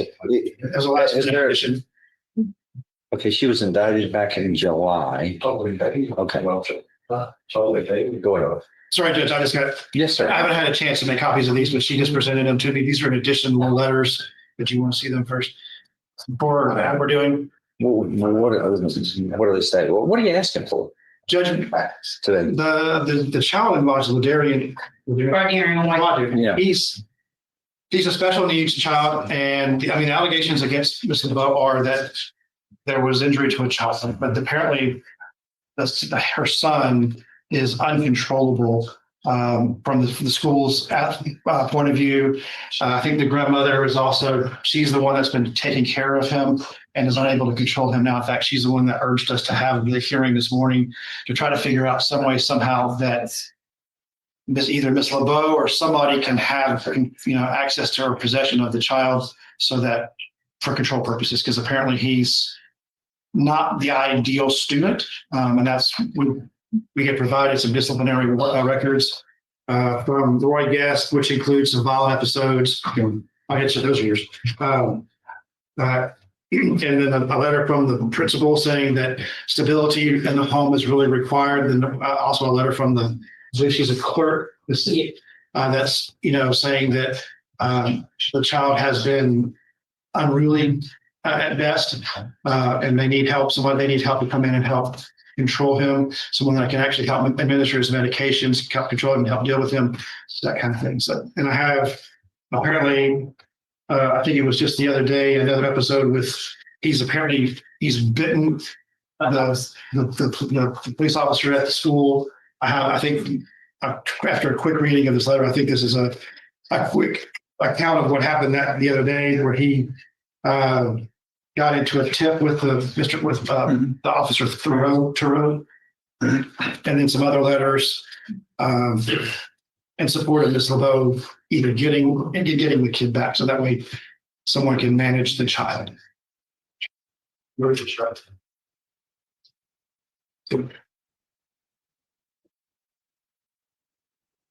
And this is admittedly a unique situation, where there's a mom and a child versus two adults.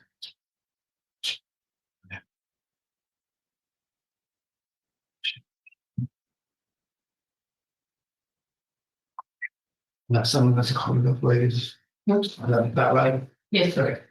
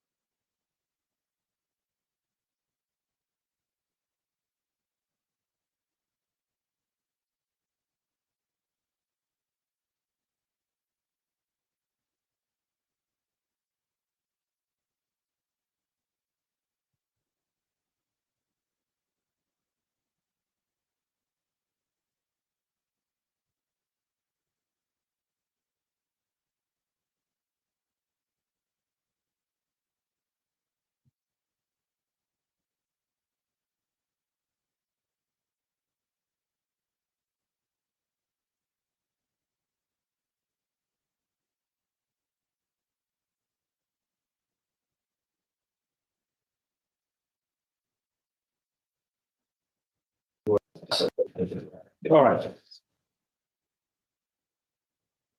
Y'all looked at this more than I have.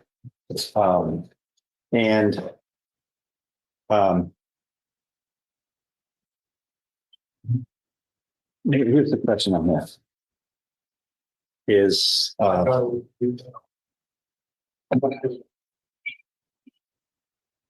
this okay. Restate your, on behalf of the defendant who's present, Mr. Turk, tell me what the point is you're addressing here, so I can clear.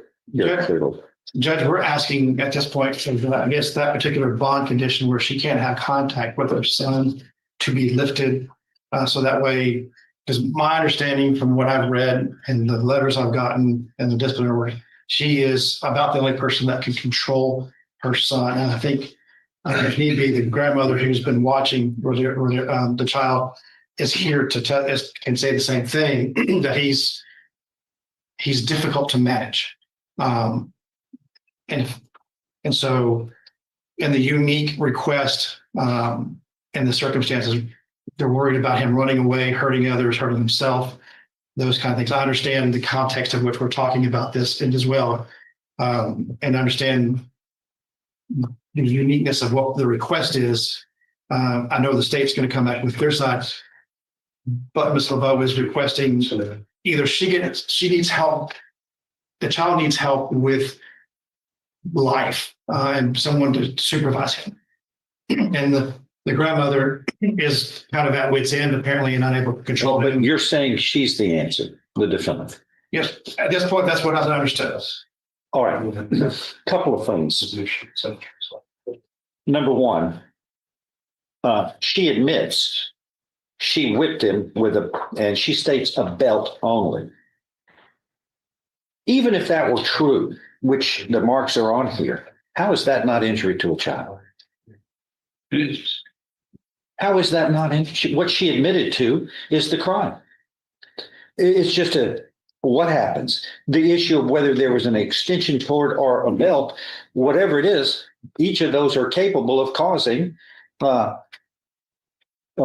injuries to a child. Things are different from when we were young. It's evolved. The discipline is different now.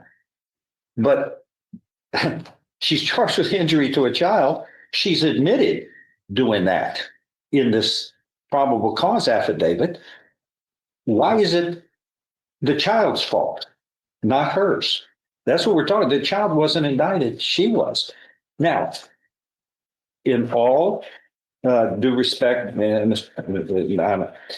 I think you're correct of your concern with the child as well as what you're hinting at, because you're a good man. Man, you're both good men. We've got a problem here with the defendant parent who admits to whipping him with a belt, and then there are the opinions of others, of what could have been used, but whatever was used, it rendered injuries to a child, and that's the crime. And that's a primary issue here. The other one is also always an issue with courts when we deal with children. What's in the best interests of the child? And that's going to be the question in the disposition of how we do this, because the court's going to be sensitive to not only dealing with the rights of this defendant, which are sacred, but the best interest of the child, which is also sacred law under American jurisprudence, how these two interests can work to keep, if possible, a family in a unit with parent and child. And that's not going to be an easy one here, because the discipline, children should be disciplined when necessary. But there's a difference in the way discipline is lawful now as it was when I was young. And the whipping with items which cause injury to a child meet the definition of assault. And you can't say, well, it was for discipline purposes. I have a right to discipline a child. Yeah, but the law, good luck with trying to figure out where the law ends with a parent's rights and then other people's responsibilities. It's important children are disciplined, but it's probably under the law not a good idea to be whipping the child that causes the definition of injury to a child, even if it's for disciplinary purposes, because the line on where that may be for discipline purposes and where it becomes illegal because it fits the definition of injury to a child is really not all that clear. But when you have experts here who show child has marks and states he was the grand jury indicted here by striking the child about the head and body with an extension cord. The defense's response is it wasn't an extension cord, it was a belt. That doesn't help. That doesn't change much. The responsibility. When you have marks on the child and they're complaining, you got issues. But this is one of these where I believe the family unit, which I hope we can preserve, needs to be treated not only the defendant's needs, not only the victim's needs, but the defendant's needs as well for more responsible parenting. I'm all for that. Not to get involved in the negotiation process of where this should be, because that's not a judge's position, but in the best interest of justice, that's where I see the concerns that need to be addressed. And I want to see the family stay into a unit. You love your child. I'm sure the child loves you. We don't want to be part of breaking it up, but the discipline, even in the fact that this may be difficult because of the child's special needs, you lose your composure, you can pay a price. Legally and criminally. Children are sometimes you have on a special needs child, you're going to have to go the extra mile to a couple of things: maintain your composure when dealing with the problems, and number two is making a clear determination in your mind what's legal and what's not legal in the matter of discipline. And whipping the child with that, no matter what it is, extension cord, the grand jury says, or belt, you say, the harm is the same. So let's figure that out. But that's what I want. If I was talking to Santa Claus, not to make this, but we've got two issues here: the child's needs, and also it's important to family unit. I don't want to see a family broken up because I have sensed you care very much for your child. Let's fix this if we can. All right. What's that saying? Judge, looking at it, when she lost her temper, you could tell she said these are injuries you caused because she whipped him while she was mad. We're responsible for the safety of that child. And so we would object to her having access right now, unless there's some type of anger management parenting classes that would be approved by what we normally do in probation to give them custody, something that we could feel like she's had. At least shame some on her. If it happens on our watch, my watch here, before we can get this fixed, shame on. If it happened again, shame on me. And I don't like that. I agree with the state. I urge, as a condition of bond here, that you take a parenting class so that it is as soon as possible and complete that, so that information and education that all parents probably could use. It would make them even better as a parent. I don't think that's anything that you should be afraid of, but if you can get that accomplished, and then we have a third party expert come in and meet with you and the child and the parties, the attorneys, and that independent group goes, I think a mistake was made. Parenting is not easy. especially with a special needs child. This lady's intent is to do the right thing, and she's taken classes, and we believe she's learned better methods of dealing with issues that are going to come up again. They always do in the rearing of a child until they become an adult. So I agree. This would make a better family unit anyway, which is what we're supposed to be helping do. How long do those parenting programs? I don't know. It depends on which one you get. I must say, I order them all the time. I just don't really know how long they take. And I think a lot of it is how often you can attend, because I think there has to be X amount of attendance. And sometimes people aren't able to go all the time, and they at work or some other reasons, and then it takes longer than others. Well, But anyway, that is, but I agree with you, Mr. Turk. I'd like this family unit put together and not separated. But now's not the safest time based upon the circumstances that we have here. Well, let's get her into a program as soon as possible to complete it. And the state will use their resources to help the prosecution determine when an independent expert authority can say, we feel like maybe the best interests are served by putting the family back together, whenever that may be. Because it's not for you or me. I mean, I don't think we're the experts on this when it comes to disciplinary needs and undoing what's happened here.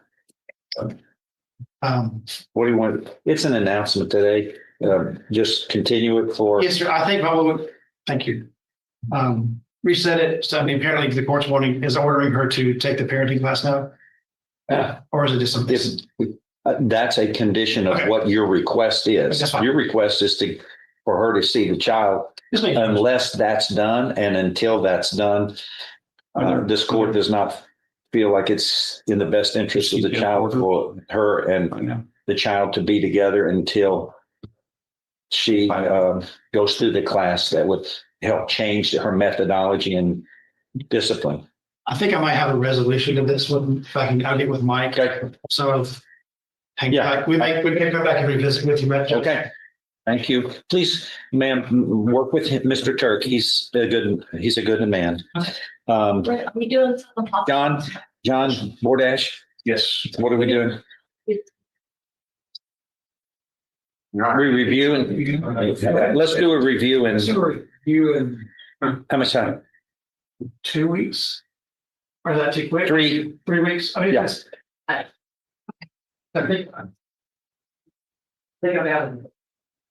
Morning, Jeff. John Bordash.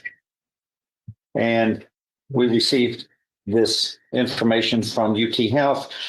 He was admitted to the facility. Is of the opinion that the defendant is currently incompetent to stand trial. You know that. Yes. You heard that. Do we need the defendant out, or he's gonna have a sheet set out. Oh, okay. You'll bring him out. You'll remember that he's on here.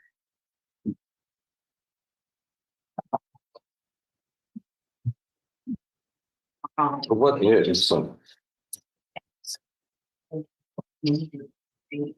meets the criteria of outpatient civil commitment? Okay. What's today's day? 10. Judge.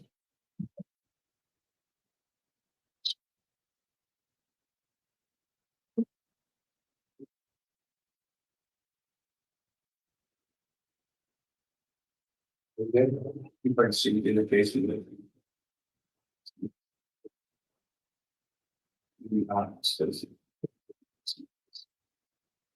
Not current case.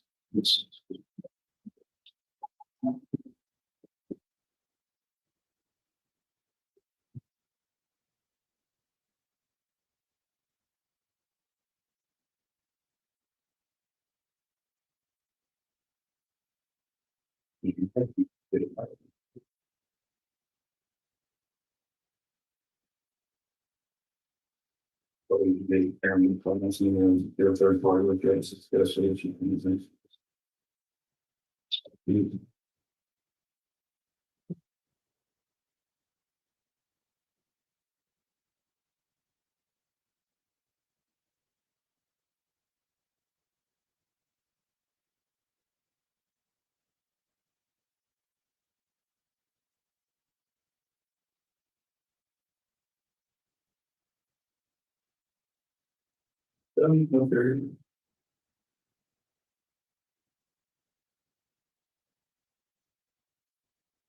All right, we now call this cause 23 CR 1439, the state of Texas versus John Walter Bardash Jr. That is you, present with Mr. West, your attorney and the state's attorney. We're here on the issue of competency. The defendant had been admitted to the University of Texas Health Science Center at Houston for evaluation on June 24th of this year. And this was pursuant to Article 46B.073 of the Texas Code of Criminal Procedure. And after a period of observation and treatment, the defendant has been evaluated for competency by the University of Texas Health Center. And it is the opinion of the evaluation that the defendant is currently incompetent to stand trial and is not likely to be restored to competency within the time frame statutorily available. It further states here in the documents from the Health Science, UT Health Science Center, which is consisting of 20 pages. We are calling this Court's Exhibit Number 1 on this date. The defendant meets criteria for outpatient civil commitment as of the date of this letter. 2 certificates of medical examination have been submitted to this court along with the competency report.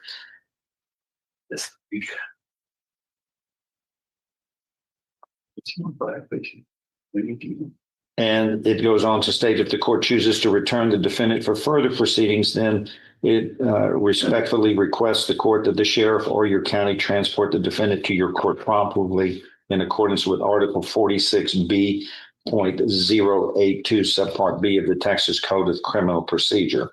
Okay, so that's the issue. Everybody has read this, and Court's Exhibit 1 is part of the record, and it will have we done that bit? We're supposed to put on when we first open this up. Being made a part of the records. No, there's not longer without one. There's a little check me in and I did them. I think that's city. Senator.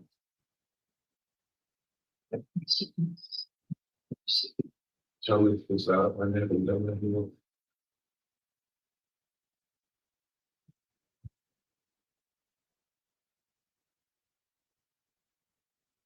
Where is that? It's an annual 125 and they don't take it. Well, they say you pull up the phone, right at the top, right as this 3D like you break down. Yeah, now there's a loans. We get a case over here. Okay, forms. Okay. So what do the parties say? Any objections here to this these findings, state? No objections from And the state. defense? Objection. All right, what's our plan? What a outpatient program are we talking about? Any program, I don't know. Well, it says, so that's what he's there for. I mean, we're not going, it says he's incompetent, and there's going to be a program that Mr. Bordash is going to be required to attend to help him with his mental health needs. What do y'all, have you had a chance to review this yet? Thoroughly? Yeah. What is it? What do you think are in his best interests and the interest of the general public in the outpatient? It says outpatient. What's the plan? I don't have one. May I have a moment to confer with Mr. West? Just a second. Do you have y'all talked to him? Have you and he talked at all of this? Y'all haven't? Okay, y'all talk. Yeah, let's talk real quick. Okay. While we're doing that, let's go to Kevin Walker.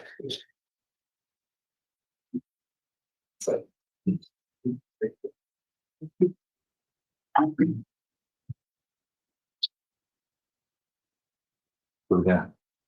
It says Speaker. Well, we thought he was going to be able to work plea deal, Judge. I'm sorry, it's not there. Because he could, so. I'm in the best to place it on the trial docket, Judge, because I know the disparity in where we stand. Okay, 23 CR 2054 is called. You are Kevin Walker. This is just with Mr. Dirk, your attorney, and you were charged with operating a motor vehicle with a child passenger under 15 years of age.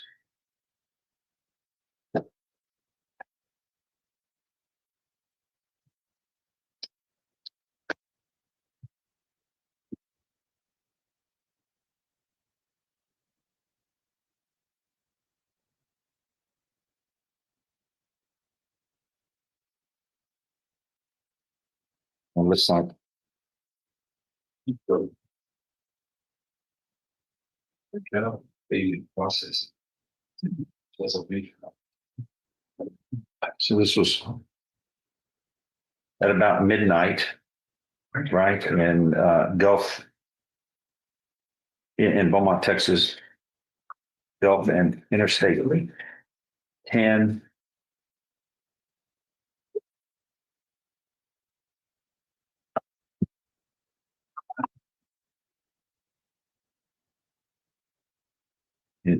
Police found, I guess, the defendant slumped over the wheel.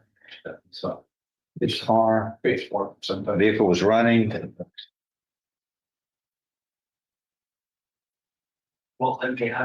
Small child in the back seat. Was it his 10-month daughter?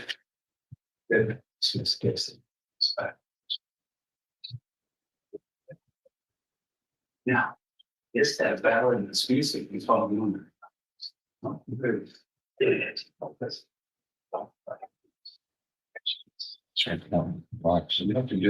happened on the 0.164? Oh, okay. Okay. What do we have? Trials? Yeah, Judge, I'm going to keep trying to. Until then, put it on trial. All right, it's set for trials. I'm going to keep trying to resolve this. Okay, so That's what we could fix this. What's happening is they just instead of this was just we do. Once they find out what we got to do is. put this fast. This thing was indicted going on 2 years ago. Yeah, its age is going to pop up when it's on the trial docket, Judge. You're going to give it priority for that reason anyway. Okay, let's go get bitten. Let's get this. It's fast tracked. You get onto a trial docket as soon as I would think everybody's ready. We can't be fixed. We will consult. Okay.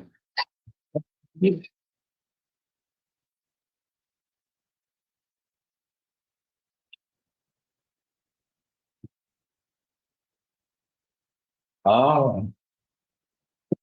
Questions, couple of It's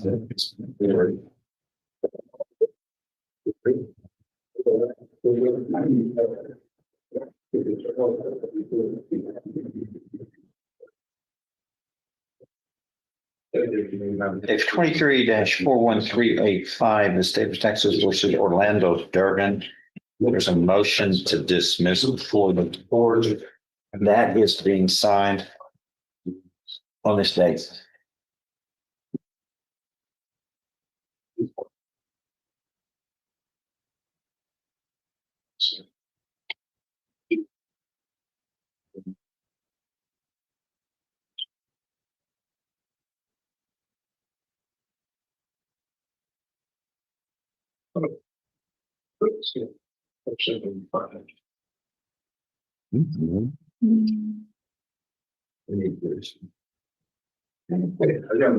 And then I don't like it. 25 CR 1349, Cedric Hill.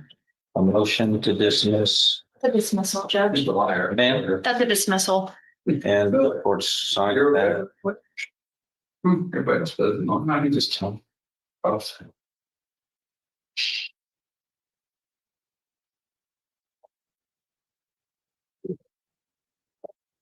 So I did one for them, they too.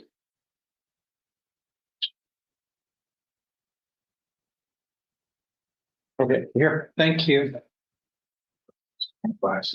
Okay, back to Mr. Bordash. Come on up, sir.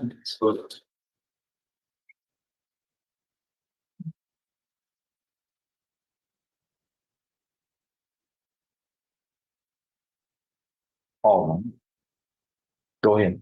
My client, and before he was committed, he was seeing 4 different doctors for his conditions. Yeah. We would ask for the court to release him back out. And we're going to continue up with Mary Vo, MD, Houston Method from Houston Methodist. Yes, take it slowly. Neurologist Maria DeLay, PhD, Houston Methodist, neuropsychologist. Mario. I just misread it. Patricia Salvato, that's his PCP in Houston, MD, and then also Sherrod Kilcarney here in Beaumont, psychiatrist. And if you can release him back so he can get back to being treated for those doctors, that will be an outpatient treatment.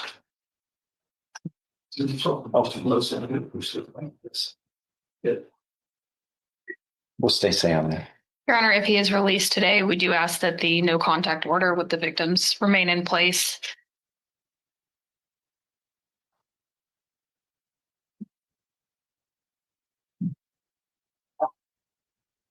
Well, I only have one victim here, right? What's the victim and his His wife next door. There were neighbors. Judge, the concern I have, what were all those doctors? They treated him before, right? Before all this happened, and he became incompetent. One of them is a psychiatrist. Yeah, Carney. Are any of them treat any type of mental disability, or are those just physical? One of them is a neuropsychologist. That's a delay. One of them is PCP, which is, we understand that's not part of this. Okay. And then one of them is a neurologist. So if they do that, we need to have make sure that there's an order, make all appointments, and take all medications, and that there be someone to be able to supply us with information that he's taking his medications and doing what he's supposed to do. That's legal.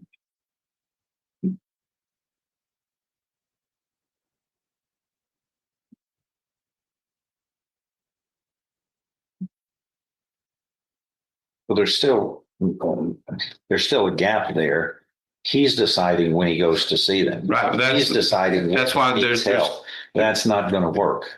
You ask us what we want. That's what we said. Why don't we have defense counsel contact them and find out what the regimen is, so that we can determine what the regimen will be by the doctor, not by the patient. Where will you be staying when you're released, sir? Possibly with my mother, if not at home. Is that at 9? Is that at 9 Winchester? My home is in 9 Winchester. Is that where you will be living, sir? Yes. Okay. Yeah, the alternative is 9120 Garden.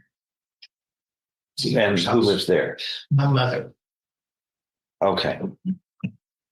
So the defendant will be ordered to stay at either of those residences. Sure. That will be his residence that we will expect him to continue to live at. And then the 3 doctors. It's Mary Vo. That's VO, correct? Mm-hmm. Okay.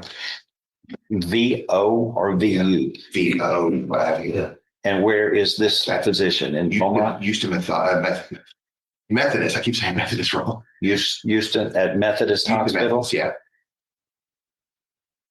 And Mario. Hold on. One at a time. On this one, Dr. Vo, what does Dr. Vo do for you? She's a neurologist. And what is she doing?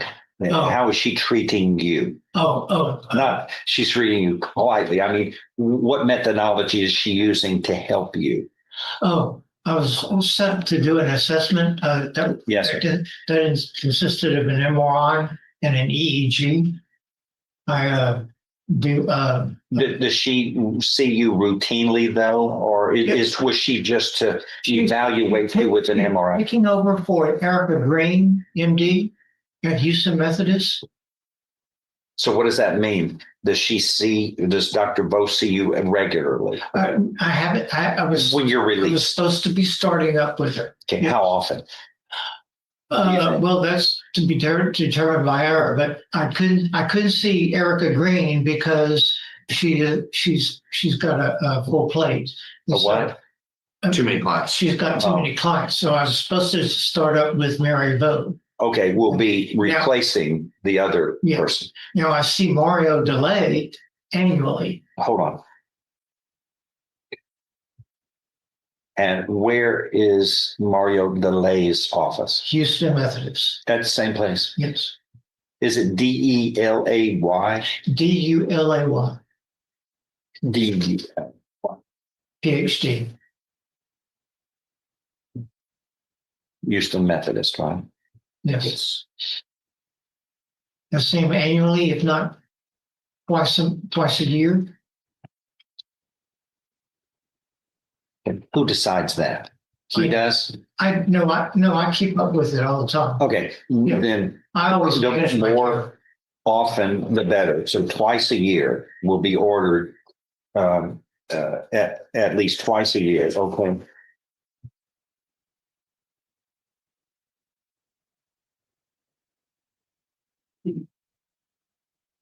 So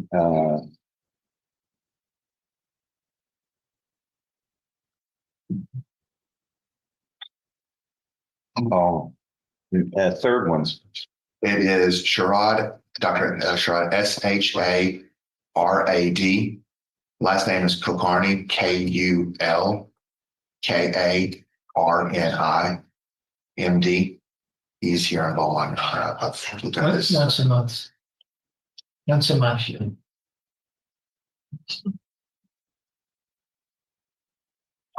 And what does he do for you? He provides medication. He's a psychologist or psychiatrist. There's a difference. Yes. Here. Do you know if he's a psychologist or a psychiatrist? Yes, that's what this website says. This means he's got a medical. Right, he's in the Okay, anybody else? That's it? All right. The court is going to follow the recommendation here made in court's exhibit number 1, based upon the evaluation at the John Dunn Behavioral Sciences Center with the University of Texas Health at the University of Texas Health Science Center at Houston, who evaluated the defendant, and based upon the cover letter and the accompanying reports of competency to stand trial, which are part of this 20 pages of Court's Exhibit 1. The evaluation by these medical experts deem that the defendant remains incompetent to stand trial and is suffering physical and mental conditions that are listed in the certifications of the medical examinations for mental illness by the physicians, and that the defendant is currently receiving mental health treatment in the form of psychopharmacotherapy and NILU therapy, as well as psychoeducation to assist him in his condition, with the goal for the defendant to become competent to stand trial.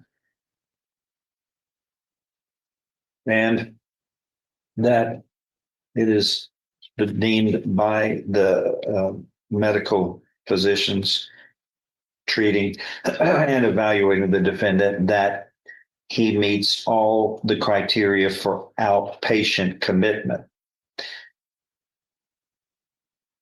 That is, the nature of the mental illness is severe and persistent, and as a result, the patient will, if not treated, experience deterioration of the ability to function independently. And outpatient mental health services are necessary to prevent a relapse that would likely result in serious harm to the defendant. And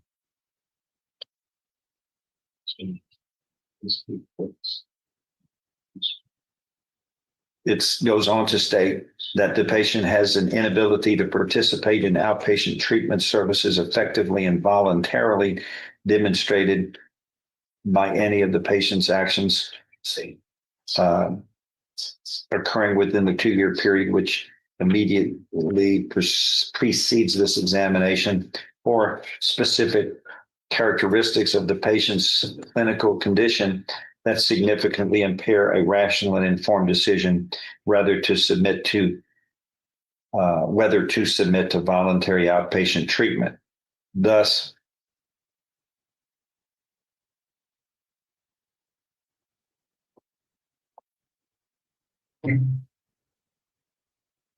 if left untreated, the defendant's disorder may worsen and the patient may commit further illegal activities that can have negative consequences.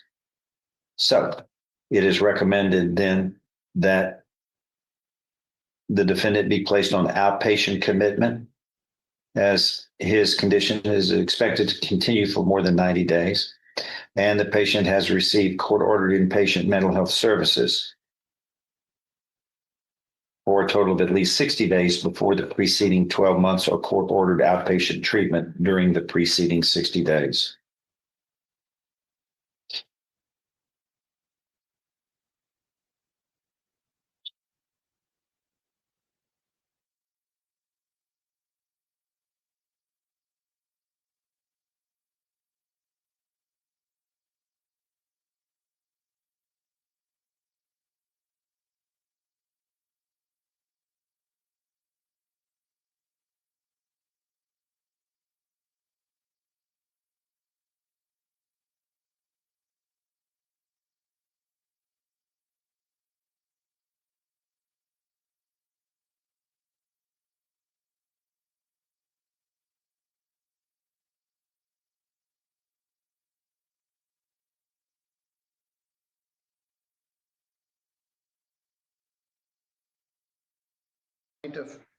And Cody Lester is here.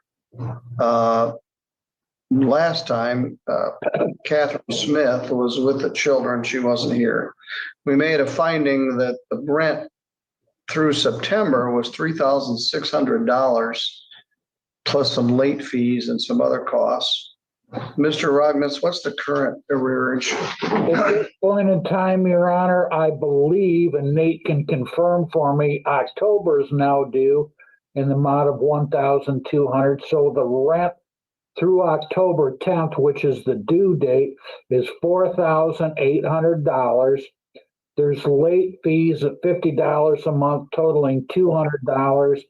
And there's cost $55 filing fee, $102.40 service fee, statutory attorney fee is $75, which totals up $232.40 for a total $5,232.40.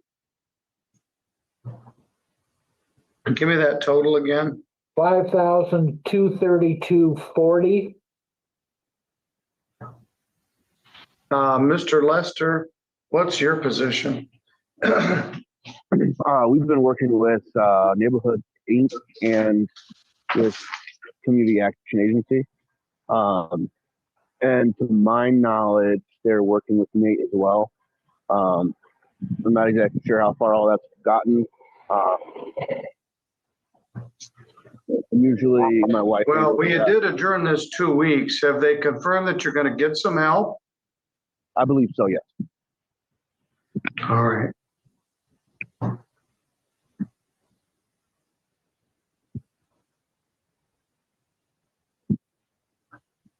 Well, all right, let's talk about that.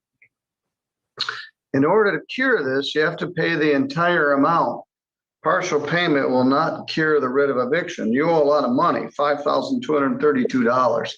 So let's say the funding agencies give you $4,000. You'd still owe $1,232. You have to pay the entire amount to cure it, or you're still would be subject to being evicted. The landlord can agree to work with you to get caught up on this, but they don't have to. I'm going to sign an order that says you have 10 days from today to pay that amount, $4,800 in rent through October, $200 in late fees, court costs of $232.40 is a total of $5,232.40.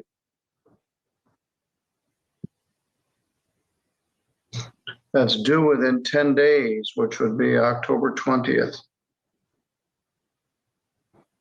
Partial payment will not prevent the writ of eviction, as I said. If there's additional rent owed or additional money due, that you could be liable for that as well. If you do move, it's your obligation to give your forwarding address to the landlord in writing within 4 days of your moving and turn in the keys. You also have until October 20th to appeal this. Now, Mr. Nate, let's say they do get money from these funding sources, and they say, well, we can pay $4,000 today. We'd like to work out an agreement to pay the rest. You can do that. You have up to 56 days from today to ask for the writ of eviction. Mr. Rognus knows all this, and he would advise you the same thing, but you don't have to.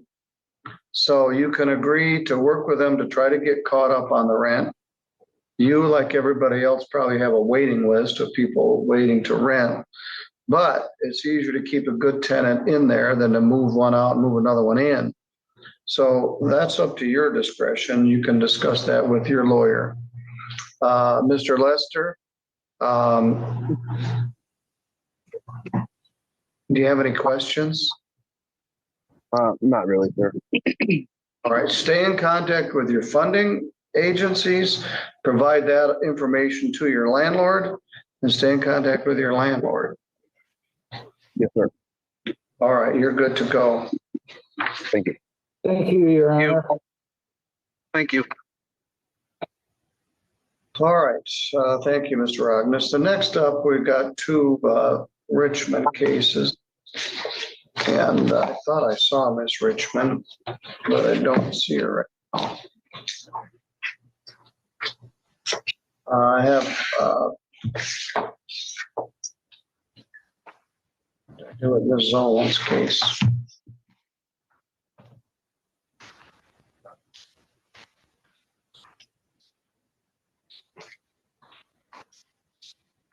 Ms. Zolan is set for 10:50, which is now.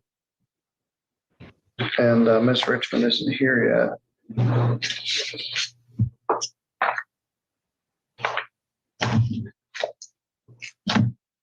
I guess we've got more to learn about the water at Golden Pond Estates. Ms. Zolan, I expect Ms. Richmond to be here any moment. Okay. Now, we were here last time. Your brother, Mr. Oldenburg, was here, but you weren't.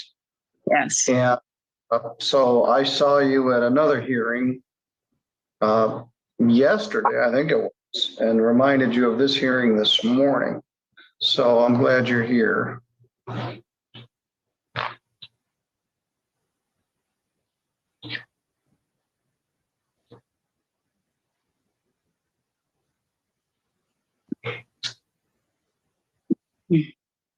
Was Steve supposed to be here? he's welcome to be here, but he doesn't have to be. Okay. Ms. Richmond contended that he was paying the rent, that you're not working and you don't give him the mail. He didn't know this was even going on. And the rent was in arrears. So as soon as Ms. Richmond joins us, we'll address these. Then we've got two more cases.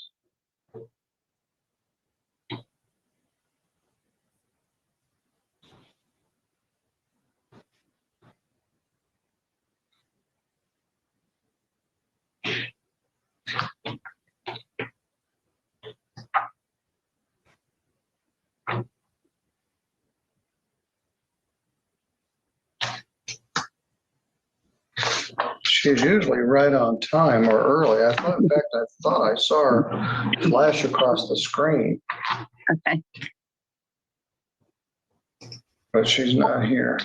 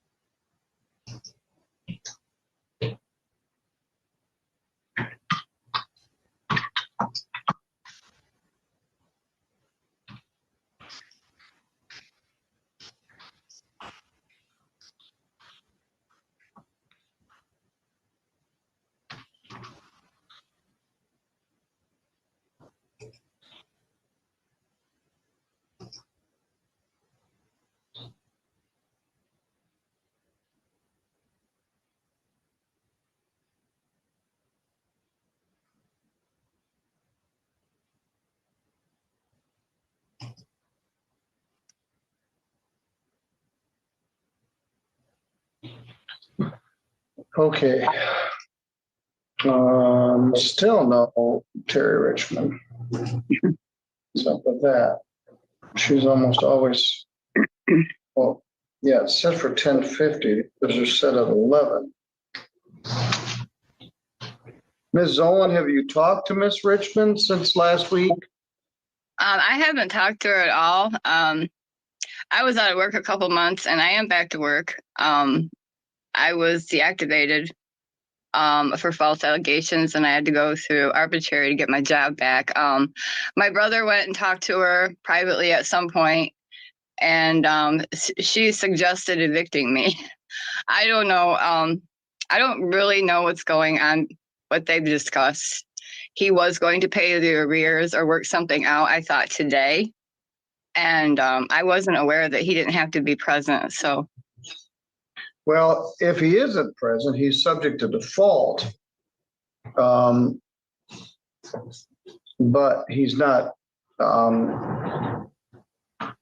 in contempt or anything if he doesn't show up. I'm surprised that she's not here. Maybe they're talking right now, but normally she's very prompt. Yes. You got deactivated. I think I'm about to be deactivated. Where were you working? I work for Spark Delivery for Walmart. It's a service for shopping and delivering. And things have gotten pretty bad this year because of the economy, but there was some other things that went on too. Well, you don't need to share anymore. But so Yeah. You're back to work with them? Yes, I am. I had a lady who was working for that company and she went to make a delivery and man's dog scratched her car all up. Oh, yeah. It's kind of dangerous. It can be.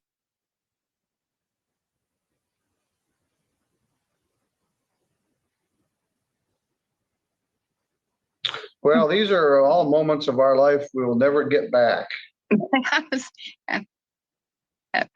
surprised myself. It happens every day. By the time I retire, I probably have 2 years of accumulated dead air that I won't be able to recover. Just 2 years, Judge? Well, that's just here on the record. I have plenty of other dead time I can't recover. I guess we all do. I'm a little disappointed because Yeah. they're squandering this time, and Miss Richmond is usually here. But she has the next two cases, which are damage hearings.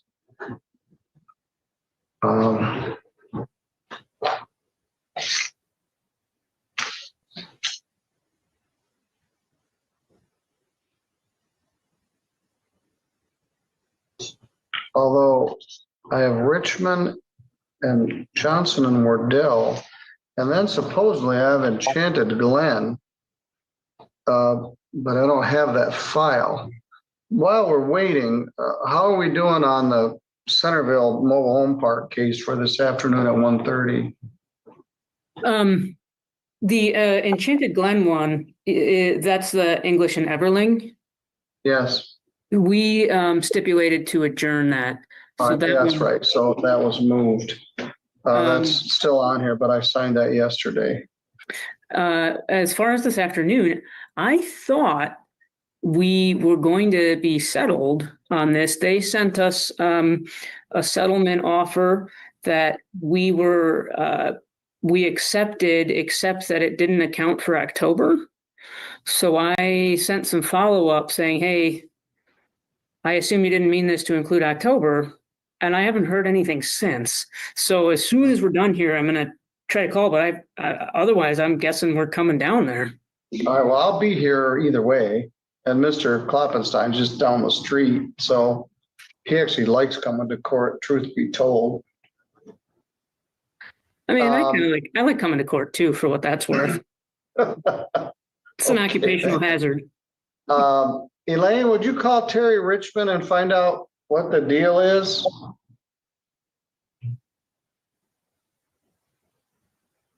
Or maybe they had a problem. She just Terry's gonna re-log in. She was waiting for you, but we told her you couldn't see her, so she's gonna log out. Yeah, I looked for her several times. So she's logging back in. All right, I saw her flash across the screen, but she's not in the waiting room. Yeah, I believe she's logging off. All right, we'll address it then.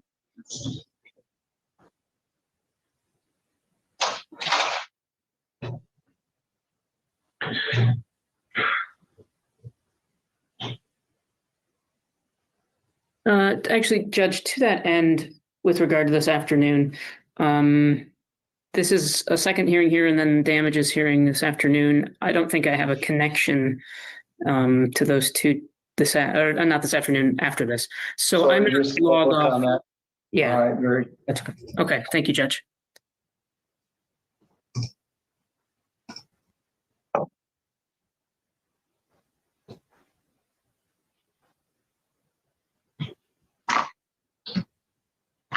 waiting room, 2 people. Mr. Olenberg and Miss Richmond.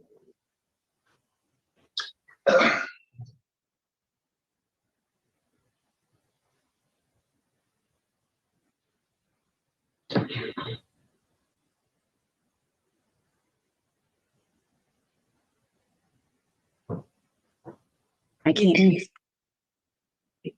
Oh. Good morning. I didn't know you were there. We couldn't find you in the waiting room, or Mr. Oldenburg, and he's here now. So we've been, Ms. Zolan is here. All right, we were here last on October 3rd. Mr. Steve Oldenburg was here. Kaya Zolan was not. I held on to this. She also had failed to appear on a traffic matter. She didn't appear for that either. She did appear on the other matter, and I reminded her of this case, so she is here now. We were here last week. Mr. Oldenburg was here, Ms. Zola was not. We made a finding that rent through October, I believe, was $2,384.95. That's correct. Plus court costs of $187.18. Can't read my writing. 82. 13. But I've got a water bill on here now too. Can I add that? Yes. Okay, so that would make the rent What's the water 25. bill? It is 132.80. All right. Mr. Olenberg and Ms. Zolan. We discussed this last week. Mr. Olenberg, each side maybe was a little uninformed. The claim was that Ms. Zolan was getting correspondence and didn't share it with Mr. Olenberg, who was also on the lease. Then he may have spoken to Ms. Richmond, which Ms. Zolan was not privy to. But at this point, the number appears to be accurate. Ms. Zolan, what's your position? Me and my brother discussed working something out with putting money down on the back rent, and he's going to cover me for the time being. But I'm not sure. Like I said, I'm unaware of what's going on. Last time I knew that they had planned on evicting me. Well, we've been through this several times. This may be the third or fourth time we've been through here. And like I said a lot, they have a waiting list also.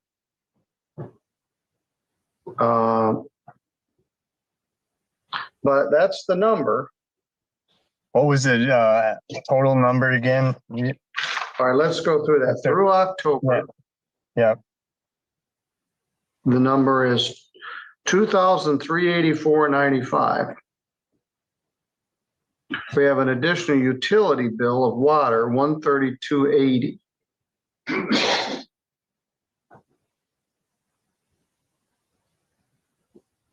Which is it?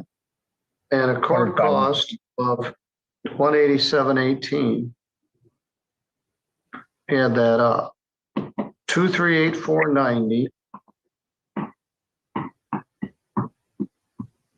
plus $132.80 plus $187.18. Total is $2,704.88. Miss Richmond, were the utilities supposed to be in her name and then got placed in your name, or No, what happened? we paid the water bill and split it between the two apartments. And then they All right, paid so it. so that's her half. Yeah, that's their half. All right. It's a By duplex. law, it's due within 10 days from today.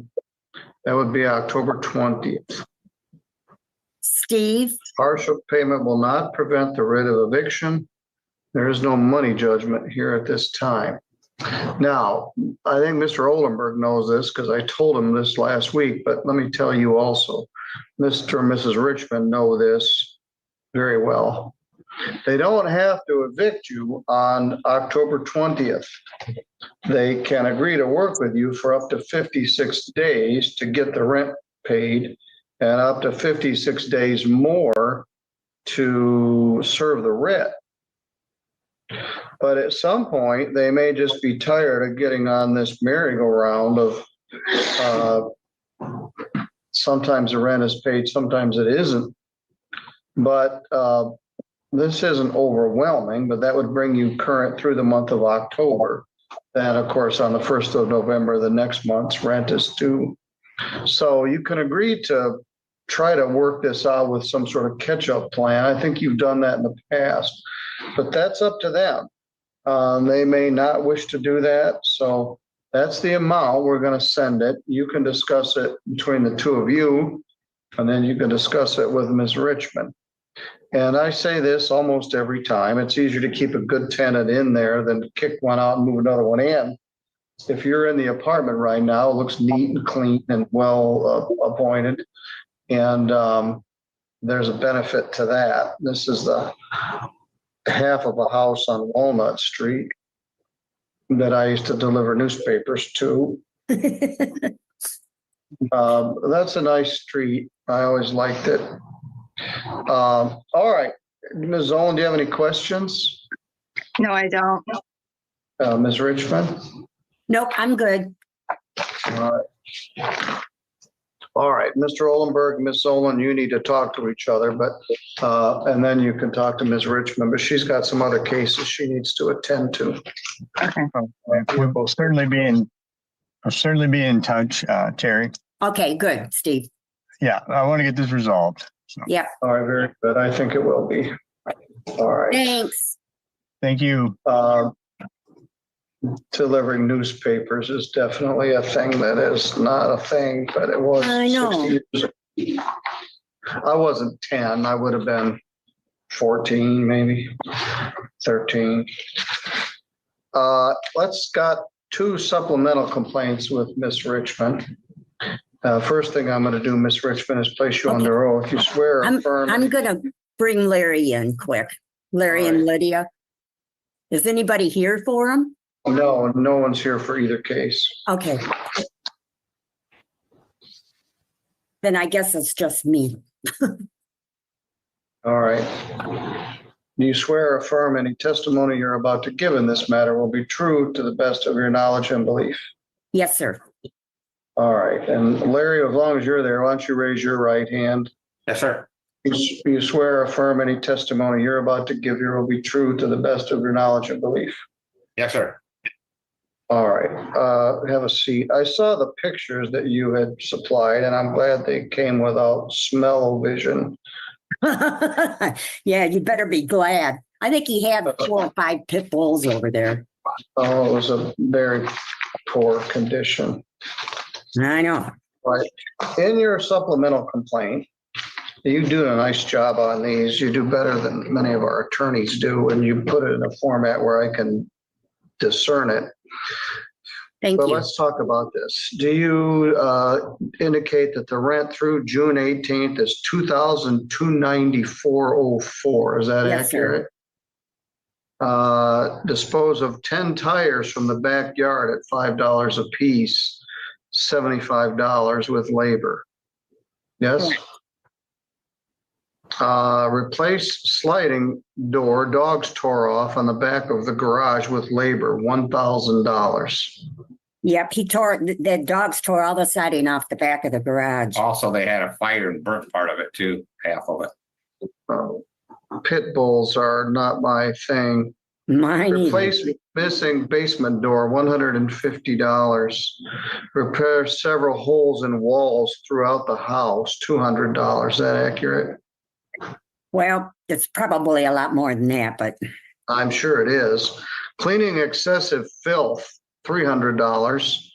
What I saw looked like it would be $3 million, but you're asking Should have been too. $300. trying to be fair. Tear all the carpet out of the house and dispose and seal floors, $320. Haul two dump trailers and furniture to the dump, $320. That wasn't it. Repair the backyard, $530. Take down OSB and fix the back porch with labor, $825.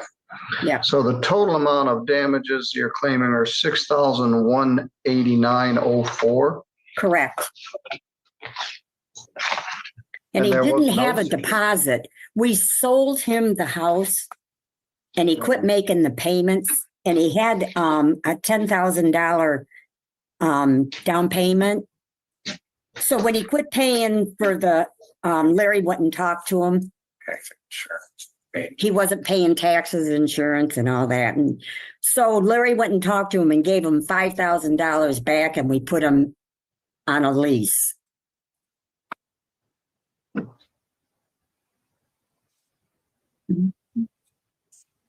Well, this is under the category of no good deed goes unpunished. That's true. I'll drink to that. I don't have a judgment in here. Oh, I'm sorry. Do you want me to get one to you? Yes, please. Okay. Usually I do. I'm surprised I don't see it.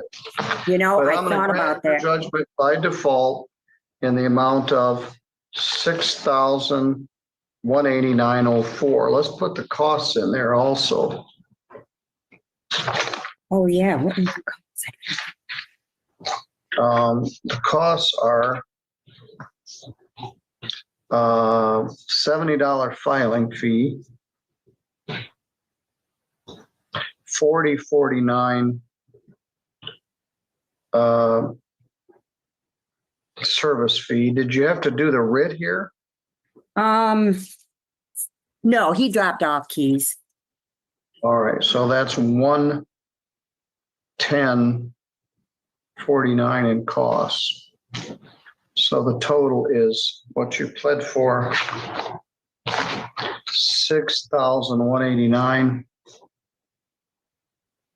plus 140.49. 6,189.04.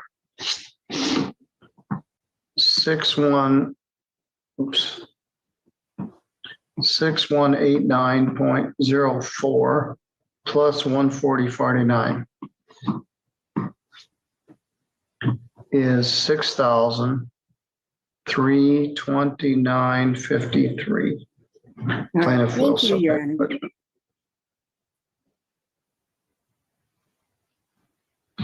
All right, let's talk about our next case. Okay. I thought he might actually be here. I thought so too. Because he showed up for the court case. Yes, the next one is Terry and Larry Richmond versus Walter Wardell. Mr. Wardell had a hard time maintaining this tenancy. He got some help from several different agencies. Even the Swift Insure program paid part of his rent. But ultimately, he couldn't afford to stay there. So you're still under oath. Let's talk about this one. Most certainly of it's not as, rent. yes, not nearly as bad as the other. Mr. Wardell's trying to make his way in the world, and I hope he can. He did finally find a better job last I knew, but I haven't seen him in a while. Well, that's a good thing. I saw him at a meeting one night. There was a Judge Stutzman hosted a meeting of peer recovery people, and I went to it and talked to a lot of folks, and he was trying to get his life in order. That would have been like last fall. So, but let's talk about this one. Rent is $2,876.33. Correct. Cleaned kitchen and bath, $150. Shampoo the carpets, $80. Replace carpet, step to the bath, $50. Yeah. Total damages, $3,156.33. Yes. Minus the security deposit of $975. Yes. So the total damages is $2,181.33. Correct. And then the court costs were $268.74. For a total of $2,451.07. That's correct. Do you have a current address for him? No, I don't. Do you? You take a look.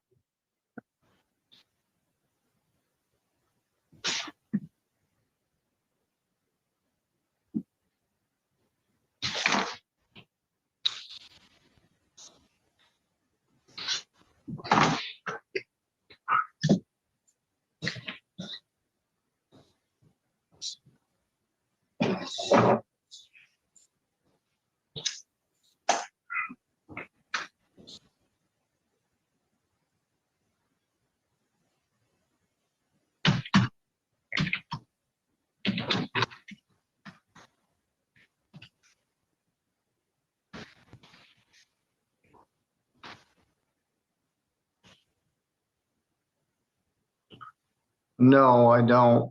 Okay. Not anything different than this one. Well, that precedes this. I had an East Michigan address, but I think that was before this tenancy. Yeah, I think his family lives over there probably. Well, I think he's still around. I hope he is. His sister, you can contact her through Neighborhoods Inc. But I hope he's doing better. But anyway, he isn't here to challenge it. Your figures are all generous to the defendants, and they're all well pled. supported by your sworn testimony. So same thing, if you'd send me a judgment in that one, I will Okay. execute it.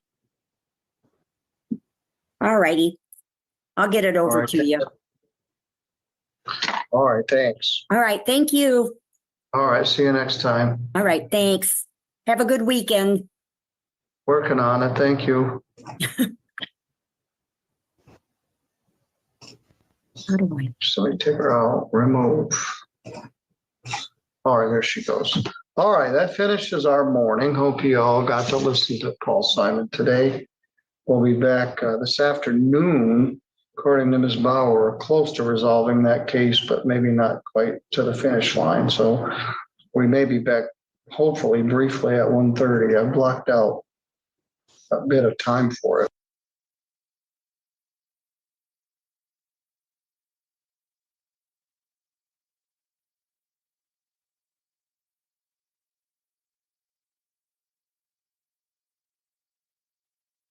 Record in City of Pontiac versus Richard McClelland, case number 25 CRB 249.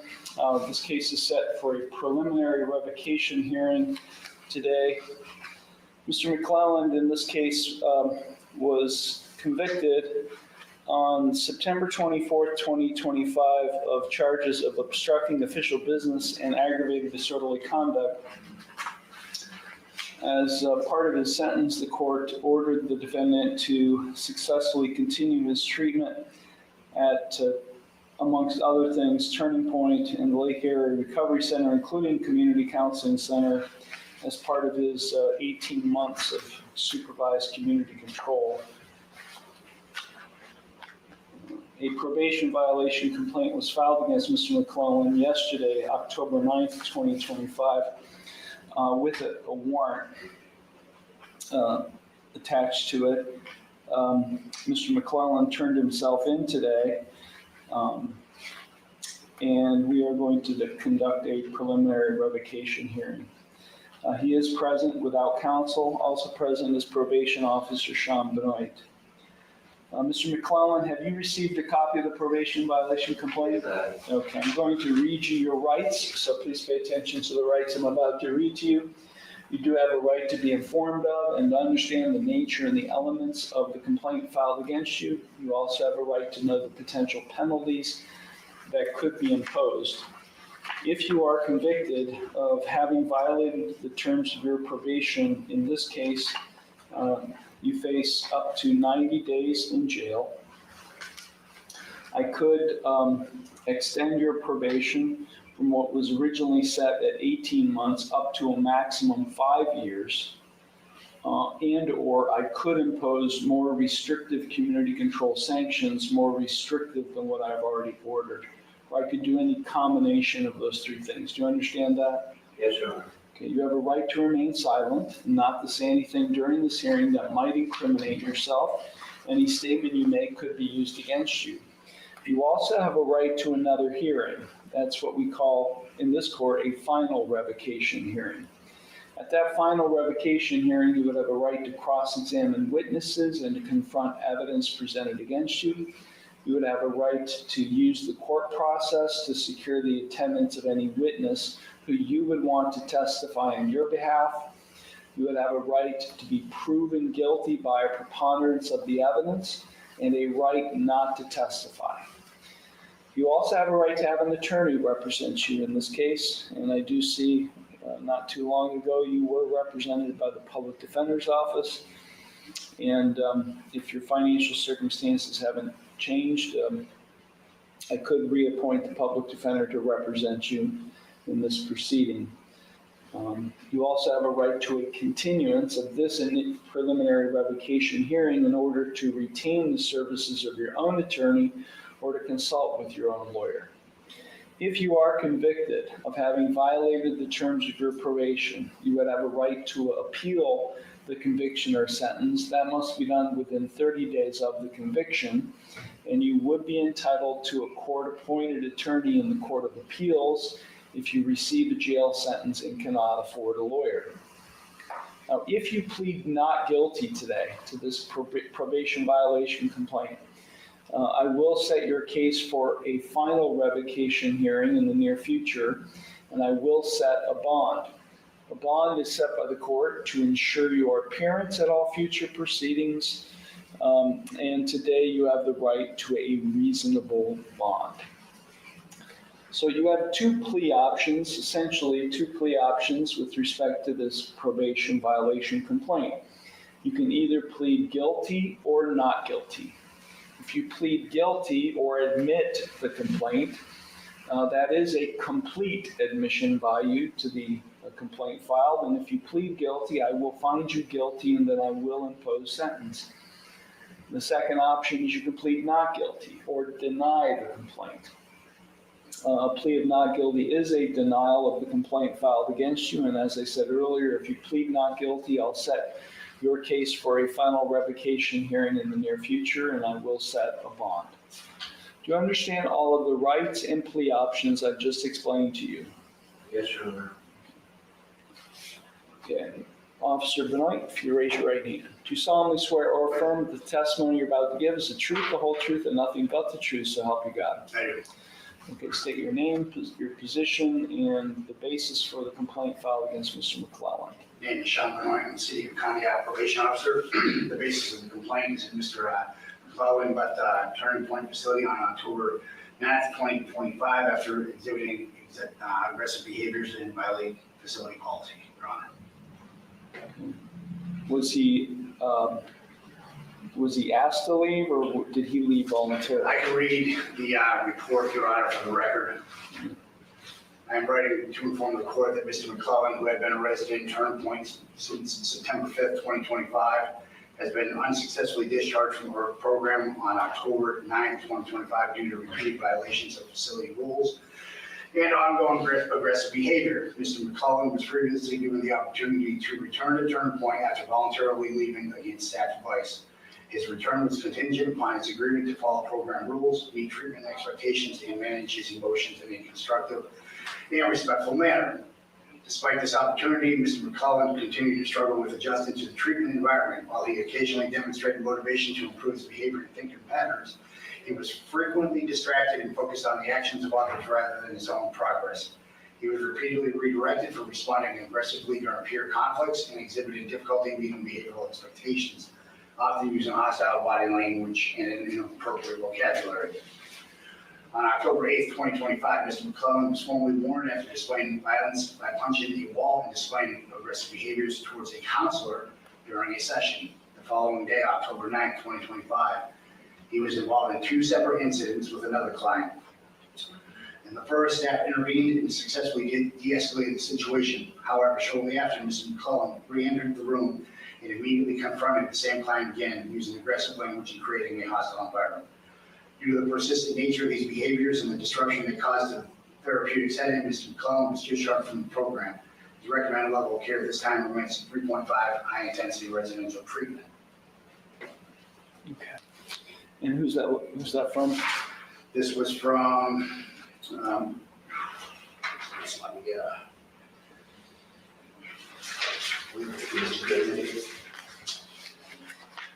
Christy Beeman from Lake Erie Recovery Center in Turning Point. Okay, the court finds, based on the testimony, that probable cause exists for the filing of the probation violation complaint. Okay, Mr. McClellan, how do you plead to this complaint? Guilty, Your Honor. Okay. You understand by pleading guilty that you're waiving all of those hearing rights I explained to you, which means you'd be waiving your right to cross-examine witnesses and to confront evidence presented against you. You'd be waiving your right to testify or not to testify without any negative connotation. You'd be waiving your right to subpoena witnesses as well as your right to be proven guilty by preponderance of the evidence. All of those are hearing rights you'd be waiving by pleading guilty. Is that what you wish to do? I want to take accountability for what's going on. Yes.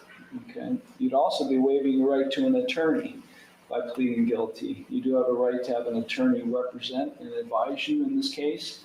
By pleading guilty, you'd be waiving your right to an attorney. Is that what you wish to do? Yes, Your Honor. Are you currently under the influence of any drugs, alcohol, or prescription medications that might affect your thinking? No. Are you currently on probation, parole, community control, or post-release control with any other court? No, I don't think so. Has anyone made any promises to you about what your sentence would be in order to induce you to plead guilty to this complaint today? No, Your Honor. And are you thinking clearly, and do you understand everything that's happening? Yes, Your Honor. Okay, and just for the record, do you read and write English? Yes, Your Honor. May I speak before you sentence? Yeah, you'll be given an opportunity. Yeah.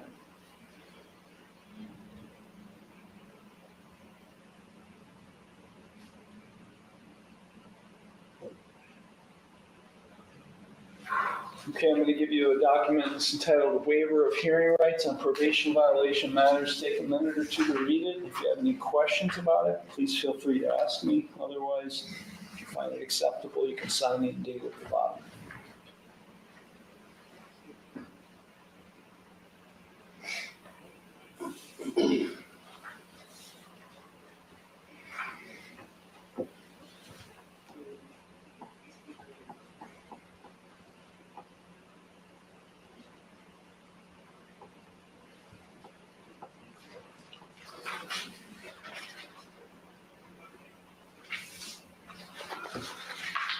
Today's the 10th, October 10th.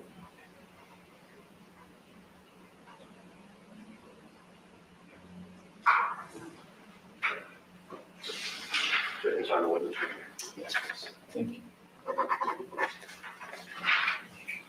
Court finds that Mr. McClellan has executed in open court the written waiver of hearing rights. Court does find the defendant's plea of guilty to the probation violation complaint filed against him on October 9th, 2025 to be knowing, voluntary, and intelligent. The court will accept the guilty plea or admission to the complaint, and I will therefore find him guilty of having violated the terms of his probation. Okay, Mr. McClellan, we will proceed to sentencing today. Is there anything you would like to say before I impose sentence? Yes, please. First, I apologize for having to take the time and, waste the court. But I also am grateful for you guys. You've helped me get sober for the last 30 plus days. And, I like this game, almost. Just started getting into the mental health part and managing the emotions and everything. And, in those statements, there are true statements. Can they be wiggled around? Sure. But, there was, I don't know what I'm trying to say. But that happened. And honestly, that facility is helping. And I'm glad you recommend people to there. It's really, I see improvement in others and myself, everything. And I'm devastated that I messed up, but accountability, right? And that's all. I appreciate you. Thank you. Officer Benoit, thank you. Officer Benoit. There seem to be numerous instances when he was in treatment. He obviously needs treatment, but there were numerous incidents, as I already reported while he was there. He was already put on a last chance contract once. He walked out of the facility one time already. He was allowed to re-engage on the 4th of September 2025, and he re-entered on the 5th of September 2025. I don't know, Your Honor, perhaps a term of incarceration until we can find out whether or not they'll take him back into residential or if there's any availability. I'm just unsure what to do, Your Honor. Where are you living, Mr. McClellan? My mother's house at 508 Mill Road is where I live today. Why? This is what I don't understand. Let's go back in time. Okay. Why did you walk out the first time? Because they told me I was not participating, and you could say I wasn't participating. You would agree with that? Yeah. I had my head down. You could say I was sleeping. I don't think I was.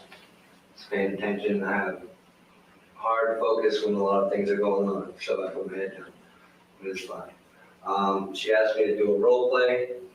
I'm not an actor, you know, and I didn't want to feel awkward or less than, or I don't know, it's just an ego thing that I was trying to work on, that I'm working on now. I'm definitely not the same person that walked out of that facility, and definitely not the same person that walked in the next day. Like I said, that place has been very helpful for me, and I'm devastated that, you know. What I don't understand, Mr. McClellan, if it's helping you so much, why are you being so? Well, I'm sorry to interrupt. Yes. So my therapist for my mental health, because I'm 25 years of drug use and alcohol use, and the first time in 25 years am I over 30 days sober. I have a lot of emotions, and I'm still learning how to control them. That's an excuse and whatever, but my appointment for my therapist was actually scheduled the same day of my court hearing, so I had to cancel one or the other. And I don't think you would have liked if I had canceled this, or not. It's a joke, sorry. It's not joking either. But I just was scheduled the 8th to get to see her, and I only had a half hour, and we just started getting into it, and I have, you know, weekly meetings with her that are just now getting lined up. And so you met with your counselor the day before you were? The therapist for mental health, right. Emotional stuff. Right. You met with your mental health counselor the day before of you being kicked out. Okay. So there's a lot of things that happened to me in the sentencing. My cousin jumped in front of a train in Erie, and I was told while I was in the facility, I was told I wasn't going to be able to go home after treatment. And then I had some dude mocking me, acting like a 7-year-old, and I didn't control it myself and do it the right way. But I mean, they're working on, we're working on a new week. So when's your next counseling appointment? Wednesday. Are you on any psych meds? They put me on Olympazine or Zyprexa, 5 milligrams. I'm in the 3rd week of taking it, but it's not really, like at first it was working, like it was too strong at first, but it just made me not be able to move. And like I still had all the thoughts and like still wanted to act on things, but I just couldn't move. But as I kept taking it, my body just was like, all right, that ain't nothing. And just, you know. So when's your next psych appointment? Wednesday. Oh, that's your psych appointment. That's not your counselor. That's correct. I'm sorry. Okay. That's not the substance abuse counselor. That's the actual mental. Right. Yeah. Who would prescribe the psych meds? Right.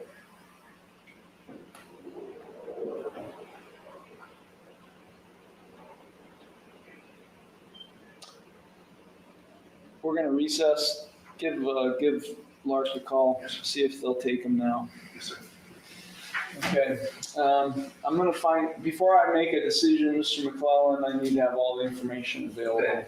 So we're gonna take a brief recess. Okay.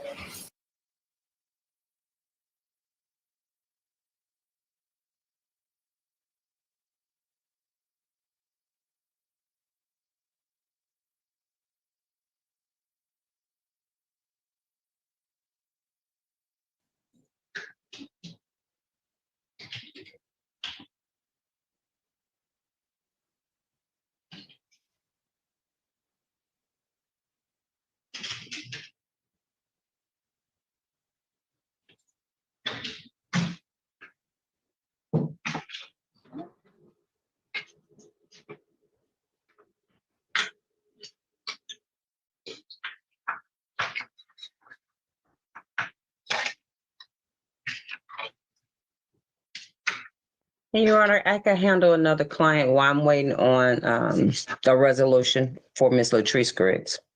City of Detroit versus Deontay Lentz, case number SP 1590461, SP 176977701, SP 1789002, counts 1, 2, and 3. Appearance for the record, please. Daphne Bradfield on behalf of Deontay Lentz. Unmute your device and state your name for the record. Repeat it. Deontay Lentis. Lentis. Yes, ma'am. Morning, sir. Today is the date and time set for a trial is set for. Ms. Bradfield, give Mr. Lentz an updated offer. Keep in mind, Mr. Lentz, if you don't like Lentis, I'm sorry, 1, 2, 3, 4, 5. I counted 5 on the docket. It seems like I counted, no. If you don't like the offer, you have an absolute right to a trial. I'm gonna put you in a breakout room with Ms. Bradfield. Let us know what you want to do when you come out, okay? Go to 8, Ms. Bradfield, please. Okay.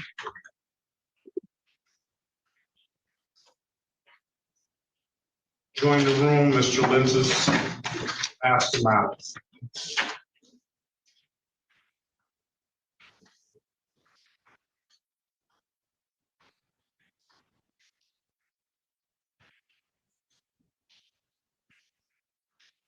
I'll do this. Why don't raise your hand in the chat if we email you something.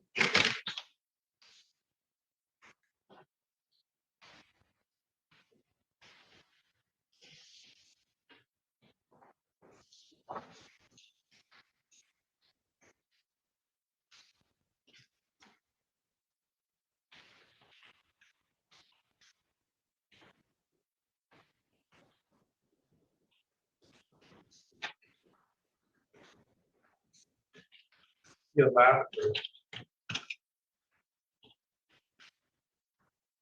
Hi, I just heard you say raise your hand if we emailed you something, so I was making sure. I'm not sure if that was specified to me or not. Well, if you email me something, I guess it would be, right? Yes.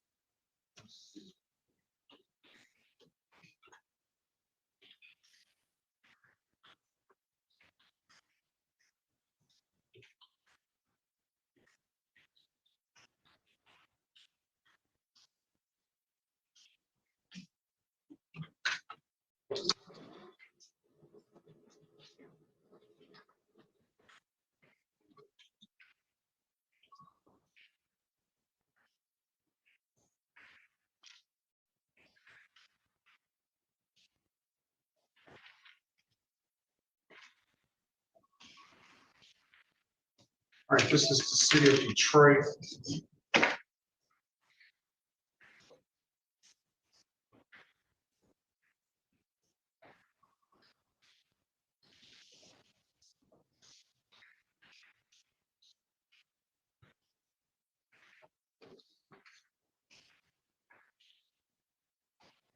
Versus.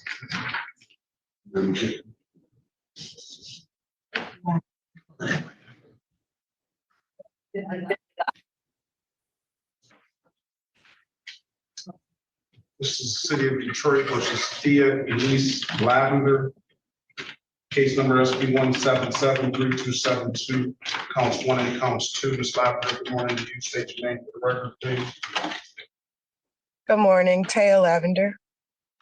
Taya Lavender, I'm sorry. Today is date and time for a pre-trial. I do have valid documentation now. I'm going to dismiss your case with providing valid documentation. If there's nothing further. Have a very good day. Best of luck to you. Thank you. I appreciate your time. Thank you.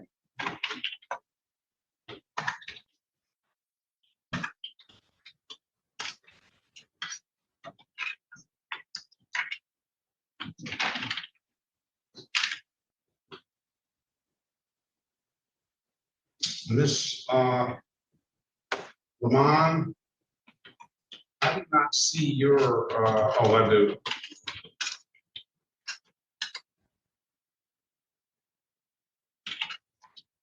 What about valid registration? Good morning, it's Lyman. I don't see the valid registration. Oh, I didn't know. I thought it was just the insurance that I needed to show you. Can you send me valid registration as well, please? Yes, sir.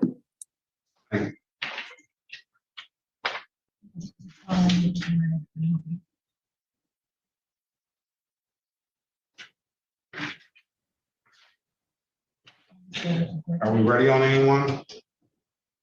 Can I ask, is also here for Gervin Barnes?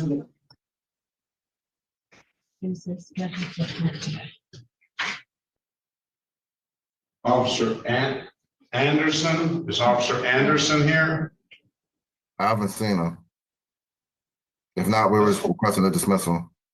All right, let's go back on the record with Mr. Gavin. Mr. Gavin, I'm giving you an opportunity to speak to counsel. Counsel, what does your client want to do?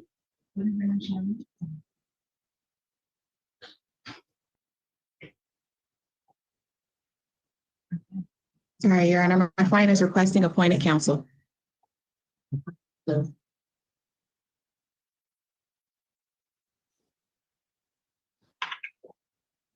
Must set a pretrial date for October 31st, 2025 at 8:30.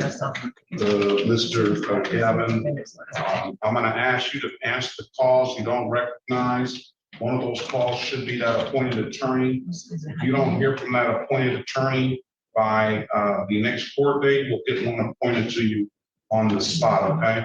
Yes, sir. All right, if there's nothing further, Mr. Gavin, have a very good day. You as well, Your Honor. Thanks. Thank you.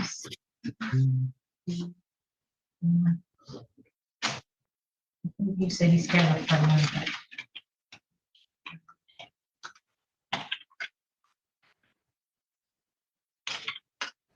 City of Detroit versus Asia Greer, case number SP13 407101. SP 1675755, counts 1, 2, and 3. SP 1687767, counts 1, 2, and 3. Appearance for the record, please. Aja Greer. Chair Asia Harris on behalf of Ms. Greer. All right, Ms. Greer, good morning to you. Today is the date and time set for a pretrial. Those other cases, SP 1687767, counts 1, 2, and 3 are in default. So we'll strike those from the record. Ms. Greer, Ms. Harris is going to try to get you an updated offer. Keep in mind, if you don't like the offer, you have an absolute right to trial, and there was no attorney requested for the case, Ms. Harris. I'm going to put you in a breakout room. Let us know what you want to do when you come out, okay? Okay.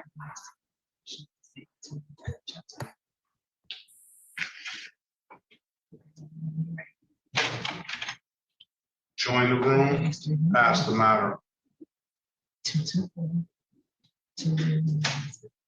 Excuse me, Your Honor. Yes, I just emailed you my registration. okay. All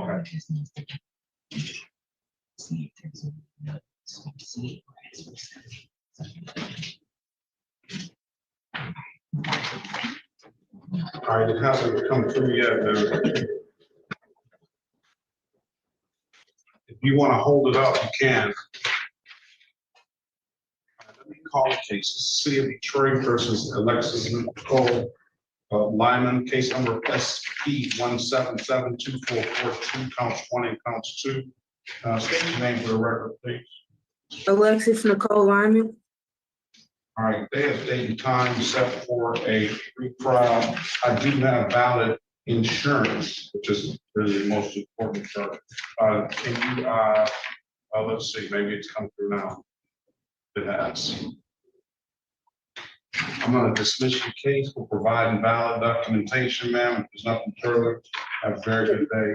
Best of luck to you, okay? All right, thank you so much. You're welcome. City of Detroit versus Jaleel James Gervin Barnes, case number SP 1689360 appearance for the record, please. Aaron Overton, by for Mr. Gervin Barnes. Mr. Barnes, can you state your full name? Jaleel Gervin Barnes. Your Honor, today's the day set for trial. My understanding, I've not seen the officer. I don't know if the court has any record that that officer is here or not. If the officer's not here, requesting a dismissal.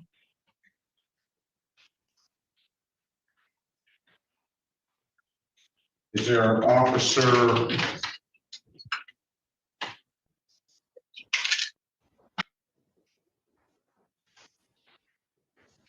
Kevin Reynolds? I have not seen the officer. Somebody else on here, Anthony Anderson. I haven't heard any of those people. I'm going to dismiss the case, grant your motion. No officer, nothing further. Mr. Barnes, have a very good day and best of luck to you. Thank you. You're welcome. Thank you, Mr. Ocean. You're welcome. No, Remedy, that's Remedy for what you call it. I still don't think it's an Anderson. Let's see.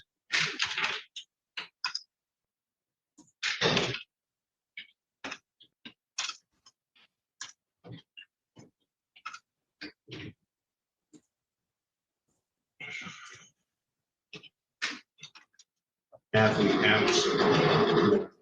Our City of Detroit, Mr. Baughman, Mr. Robert Lodge, case number U66403223. Appearance in the record, please.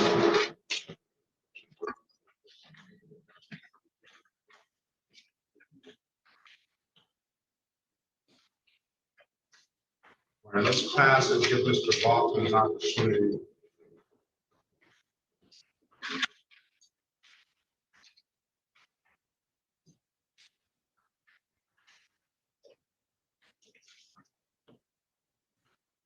Let's pass and give Mr. Baughman an opportunity to give that.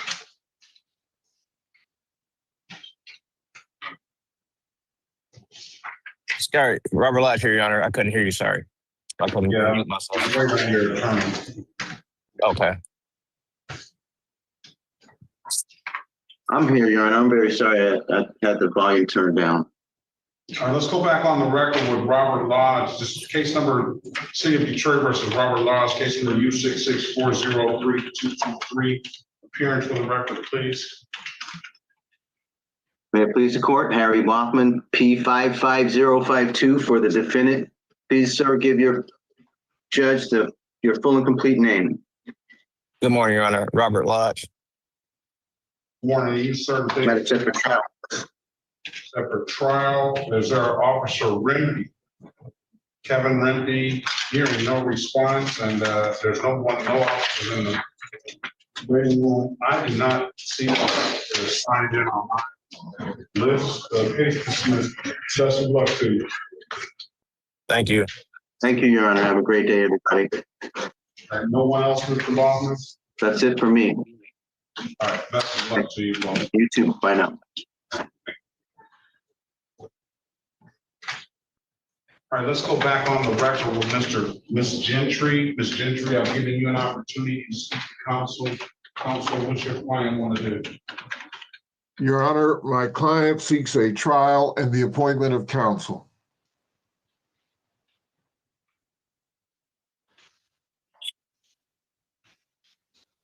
All right, Ms. Gentry, I'm going to set a pre-trial date. That date is really just set to make sure you hear from that appointed attorney.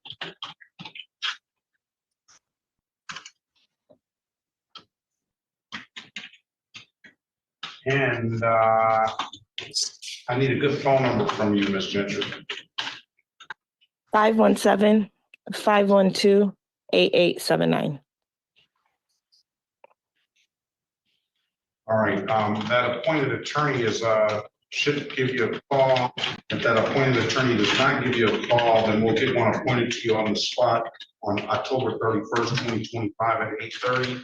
Just answer the calls you don't recognize. One of those calls should be that appointed attorney. If you don't have any further questions, ma'am, I wish you the best of luck. Thank you. Mr. Patel, back. Hello, Your Honor. I think someone needs to speak with you. I'm gonna put you in breakout number 9. Breakout number 9. Okay.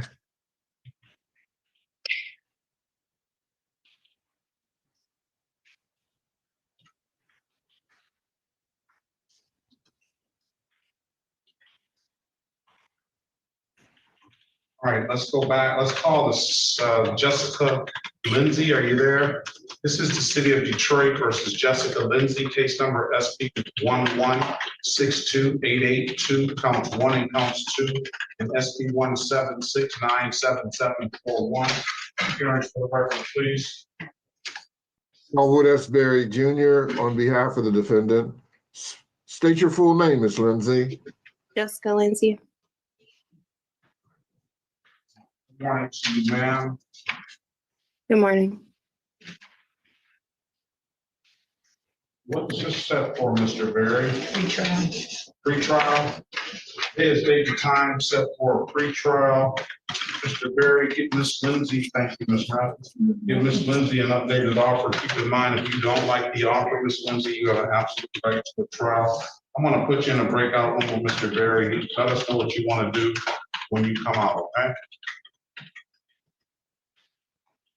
Okay.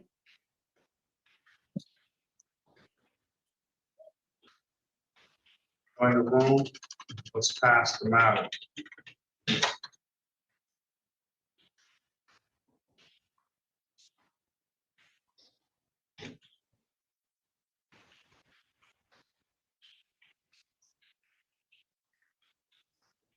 You ready for one, Ms. Harris? Question to the court. So I just wanted to make sure I got that understanding before I left that client. What understanding is that? The question that I asked of the court was, could she have both street outreach court and appointed counsel? I think that Mr. Patel can probably handle the case. I mean, that's I don't have an issue with it, but let's see what they do when they talk. And I only asked because she specifically came in and said she wanted to request an attorney. Well, she's got one in Mr. Patel. Okay. So let's just let them talk and we'll figure that out. City of Detroit versus John Lindsay, case number SP 100649111, SP 894467, counts 1, 2, and 3, SP 1621521. Appearance for the record, please. Cherika Harris on behalf of Mr. Lindsay. All right. And Lindsay. For purposes of arraignment, my client stands mute. Well, we are not guilty plea on your client's behalf, and we will find a $0 bond. Mr. Lindsay, I'm gonna put you in a breakout room with Ms. Harris. She's gonna try to get you an updated offer. Keep in mind, if you don't like the offer, you have an absolute right to a trial. Yes, sir. Join the room. When you see the prompt, let us know what you want to do when you come out, okay? Pass them out. Are we ready on anyone, Ms. Bradfield? Yes, Your Honor. Deontay Lentes. Let's go back on the record with Mr. Lintus. The rent to retain is $4,100. Court costs are $175 for a total of $4,275 with the pay or vacate date of October 20th, 2025. Okay, so standard tender. Standard. You consented to this judgment, sir? Yes. Okay. Is there anything on this judgment that you have any questions about? No. No? All right. And you did apprise him of his rights under 4.201? I did, Your Honor. All right. Is that correct, sir? Yeah. Okay, very good. And granted judgment by consent to the plaintiff. Thank you. Redemption amount is in the amount that is agreed to with the right to issue in 10 days. All right, and I've signed that judgment. All right, thank you, sir. Take care.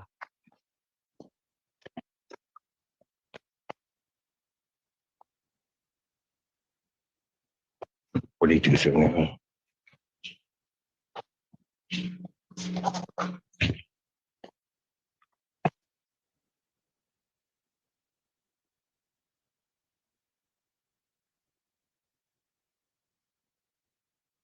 These last two are Miss Lacy. Yes. You approach. Yep.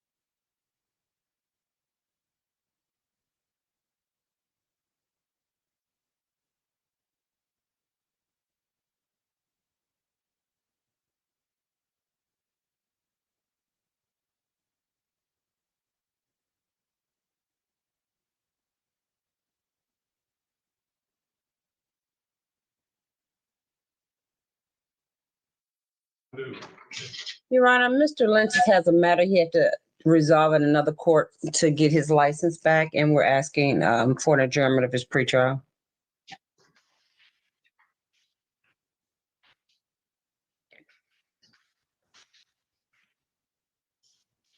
What have you started the process in that, Mr. Lynch?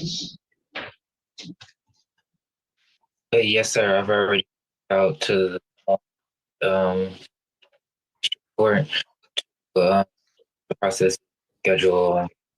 A court. You're breaking up. You're kind of breaking up every other word.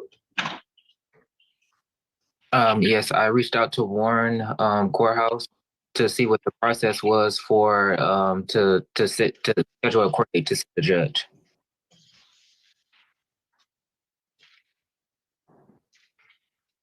What was today's schedule for, Mr. Bradfield? Mr. Lynch is scheduled for pretrial, Your Honor.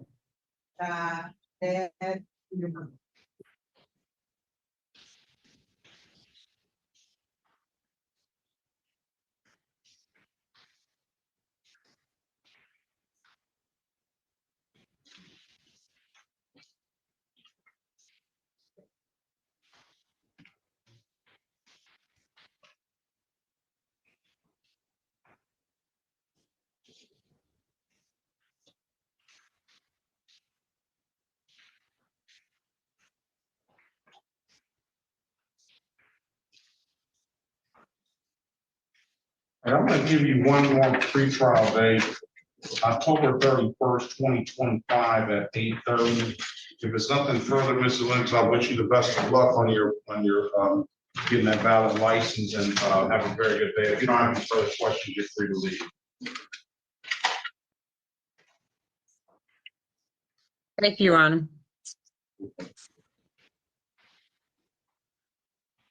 City of Detroit versus State of Michigan versus Mark Gammage, case number SX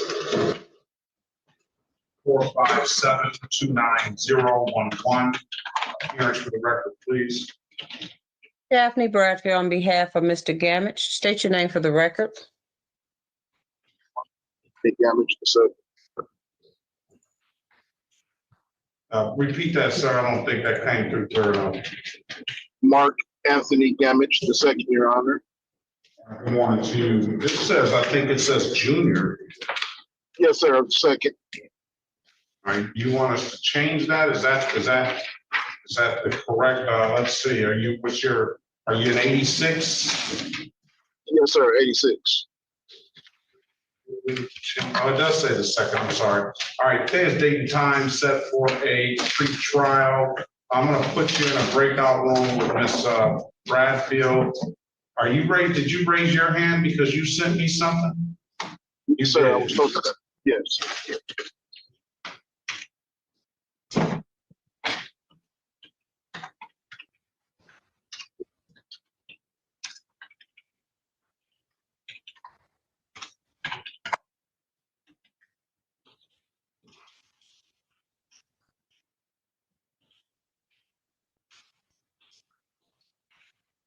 Dismiss the case, provide valid documentation. If it's nothing further, have a very good day. Best of luck to you.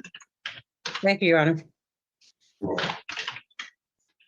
I have a license check on Mr. Lindsay, please, and thank you. License check, please, son. You're free to go, Mr. Gammage. Your matter has been dismissed for valid documentation. Best of luck to you, sir. Thank you, Your Honor. You're welcome.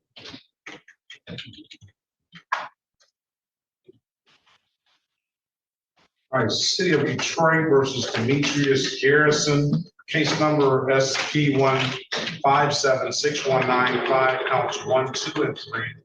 SP 7, strike that, SP 17586. I've made.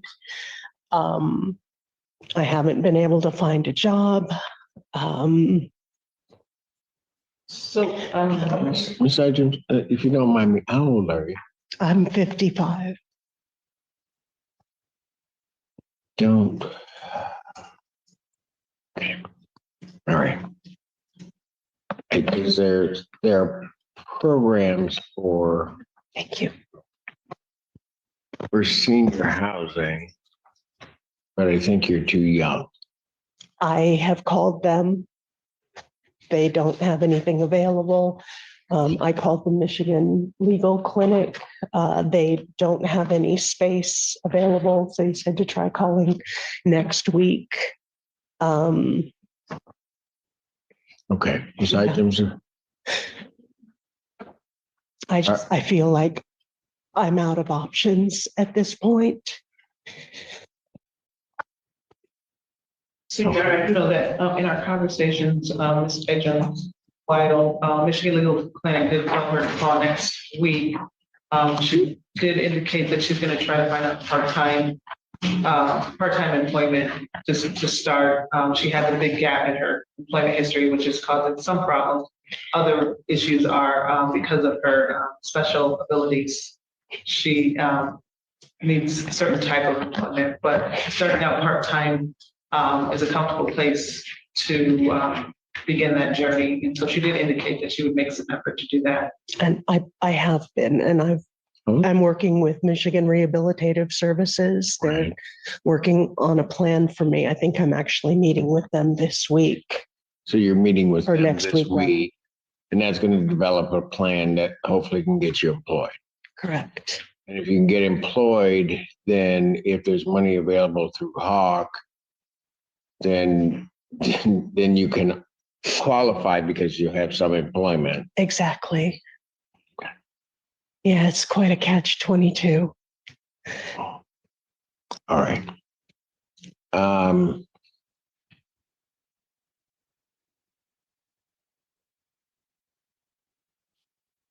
And I'll just state why I'm going to do it this way, and people can be mad at me if they want. I'm going to adjourn yours out to my next date.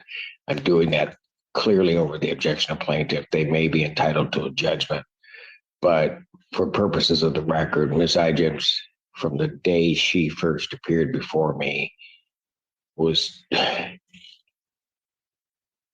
trying. She was calling.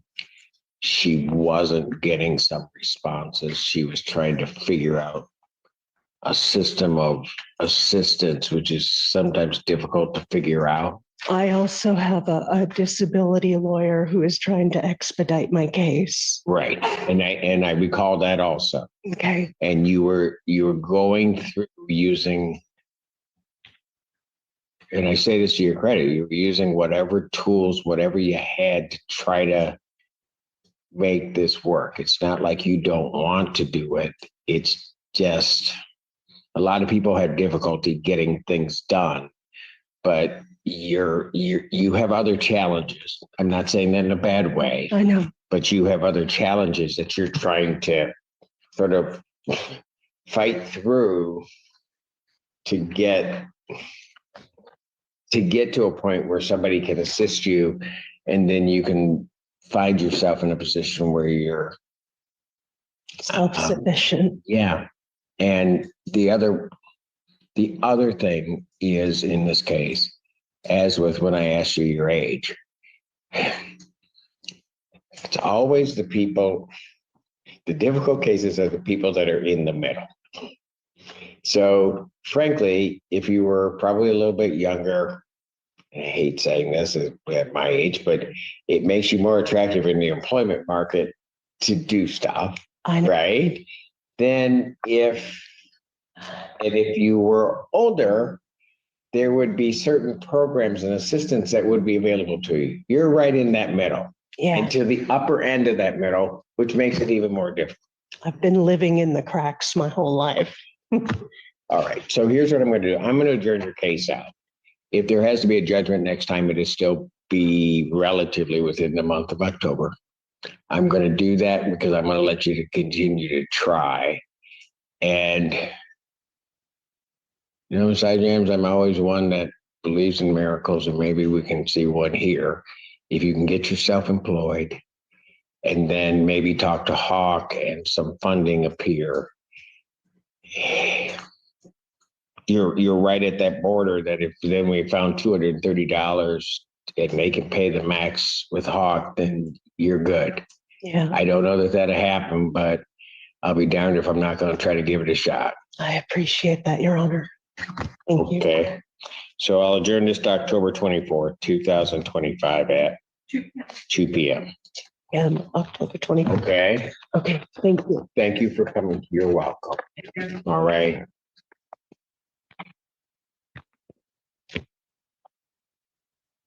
Court calls the case of Investors Realty Group versus Timothy Stevens.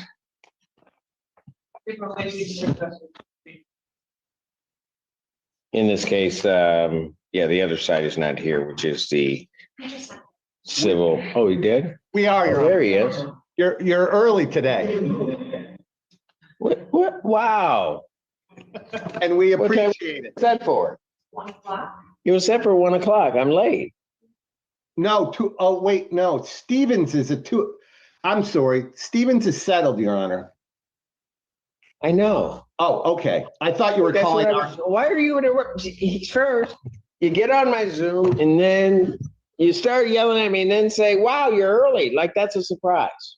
And then Okay. Does he have other cases today? One more at 2 o'clock. At 2 o'clock. That's the case. So it's not that I'm early or late because the party starts when I get here. All right. But the other part of it is Okay. that I'm early for I'm not calling your case till like 4. No, it's your calendar. You got it all. But you know how much I enjoy sitting here. Yes, I know. It's very true, actually. All right, I'll be quiet and shut up here. You're going to be quiet? That's a surprise. All right. So, Ms. Lacey, I have a consent order dismissal in this case signed by counsel on both sides. The court will enter that this case is conditionally dismissed. Thank you. Now I'm going to let the tape be played and then I'll come back and do the docket that's set at 2 o'clock. Which can include Mr. Santa Croce. I hope he doesn't say anything. I hope I get to hear the students into recess. You're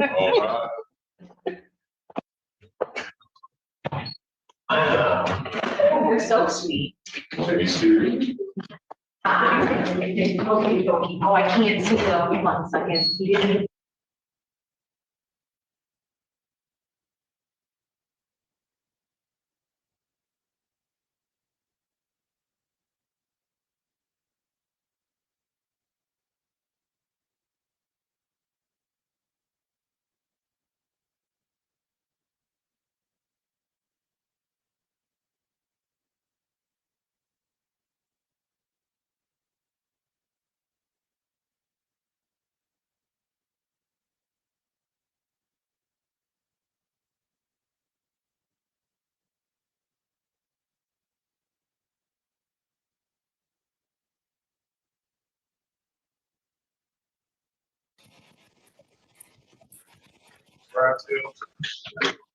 Sorry. Daphne Bradfield on behalf of Mr. Garrison. State your name for the record, sir. Demetrius Rayshawn Garrison. For purposes of arraignment, he stand mute and wait for my readings, Your Honor. When I'm not guilty on his behalf, we'll give a $0 bond. Mr. Garrison, Ms. Bradfield's gonna try to get you an updated offer. Keep in mind, if you don't like the offer, you have an absolute right to a trial. I'm gonna put you in the breakout room with her. You let us know what you want to do. Okay? Yes, sir, Your Honor.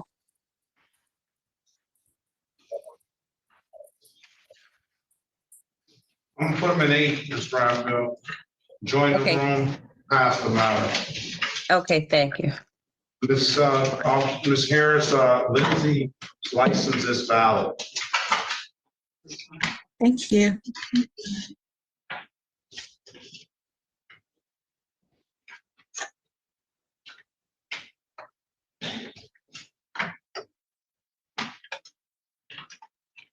And good morning, Your Honor. Good morning, everyone. Ms. Bradfield and Ms. Harris and any attorneys, I'll meet you in 4.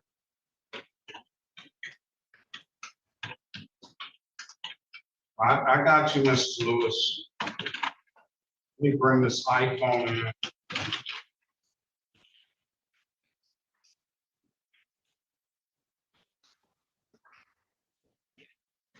Judge, Yes. Mr. Godnowski, the trooper needs to get going to a training and said he was good with a dismissal. Where's the trooper?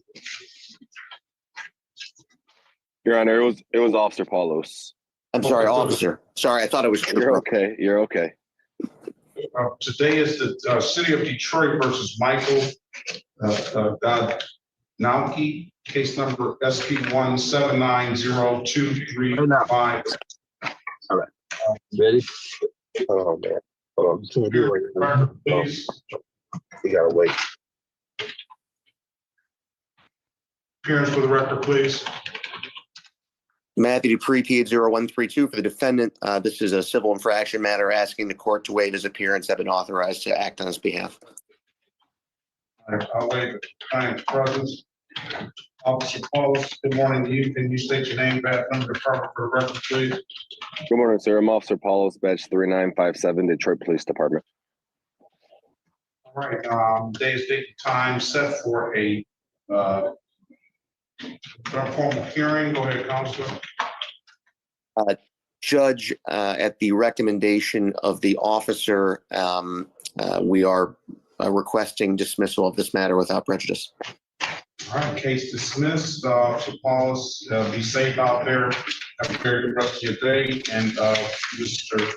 Dupree, do you have anybody else? That's it for me, Judge. Thank you very much. Have a good one, officer. Have a good one, Judge. All right, have a good day. All right, have a good one. Okay, that iPhone gentleman with the hoodie on, can you unmute yourself, state your name, please? Take your hoodie off. iPhone, gentleman with the hoodie on, unmute yourself, state your name, and take your hoodie off, please. All right, he's not responding. iPhone, last time. Gentleman in the iPhone. Are you talking about me, Your Honor?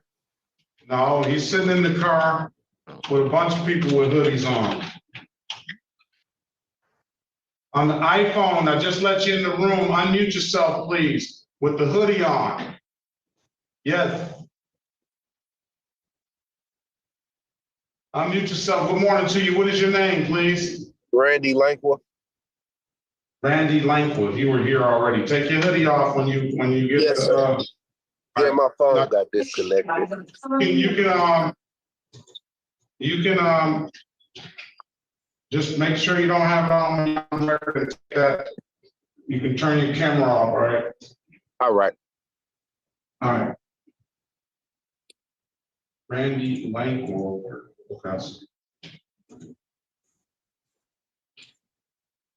All right. Anybody ready? All right, let's go back. Ready on Lindsay. Mr. John Lindsay. Mr. Lindsay, I've given you an opportunity to speak to counsel. Counsel. The recommendation is to dismiss all of these matters. We stipulate to probable cause. With that stipulation, dismiss the cases, waive the warrant fees. You're going to have to pay any and all reinstatement fees. If there's nothing further, sir, I wish you the best of luck and have a very good rest of your day, okay? Thank you, Your Honor. You're welcome. Darlene Luke.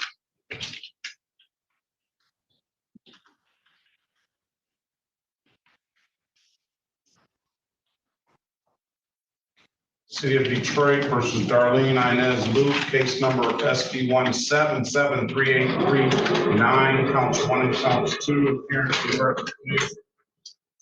Sharika Harris, on behalf of Ms. Luke, please state your name for the record.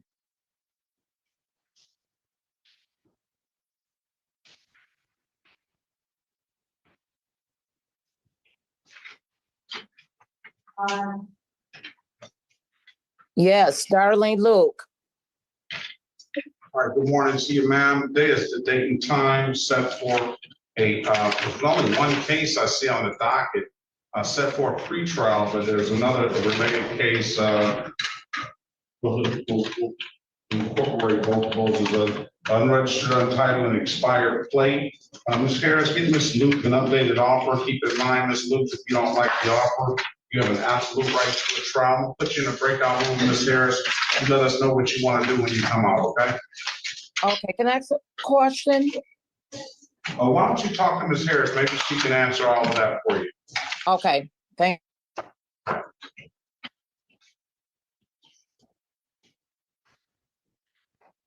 Pass the matter.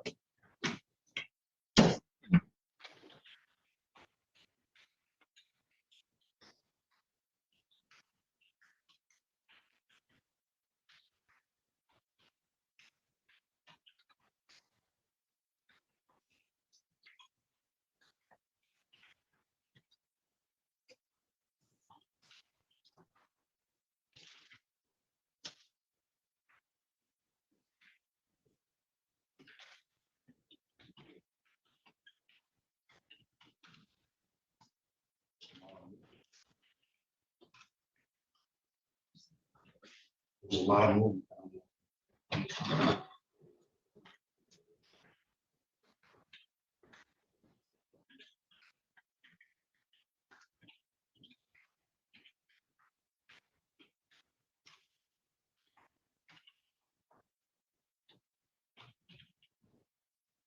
Did you say there's a lot more, Your Honor? There was a lot of movement in and out of those breakout rooms, but I thought somebody might have come back in and was ready to go, but it doesn't look like it. Oh.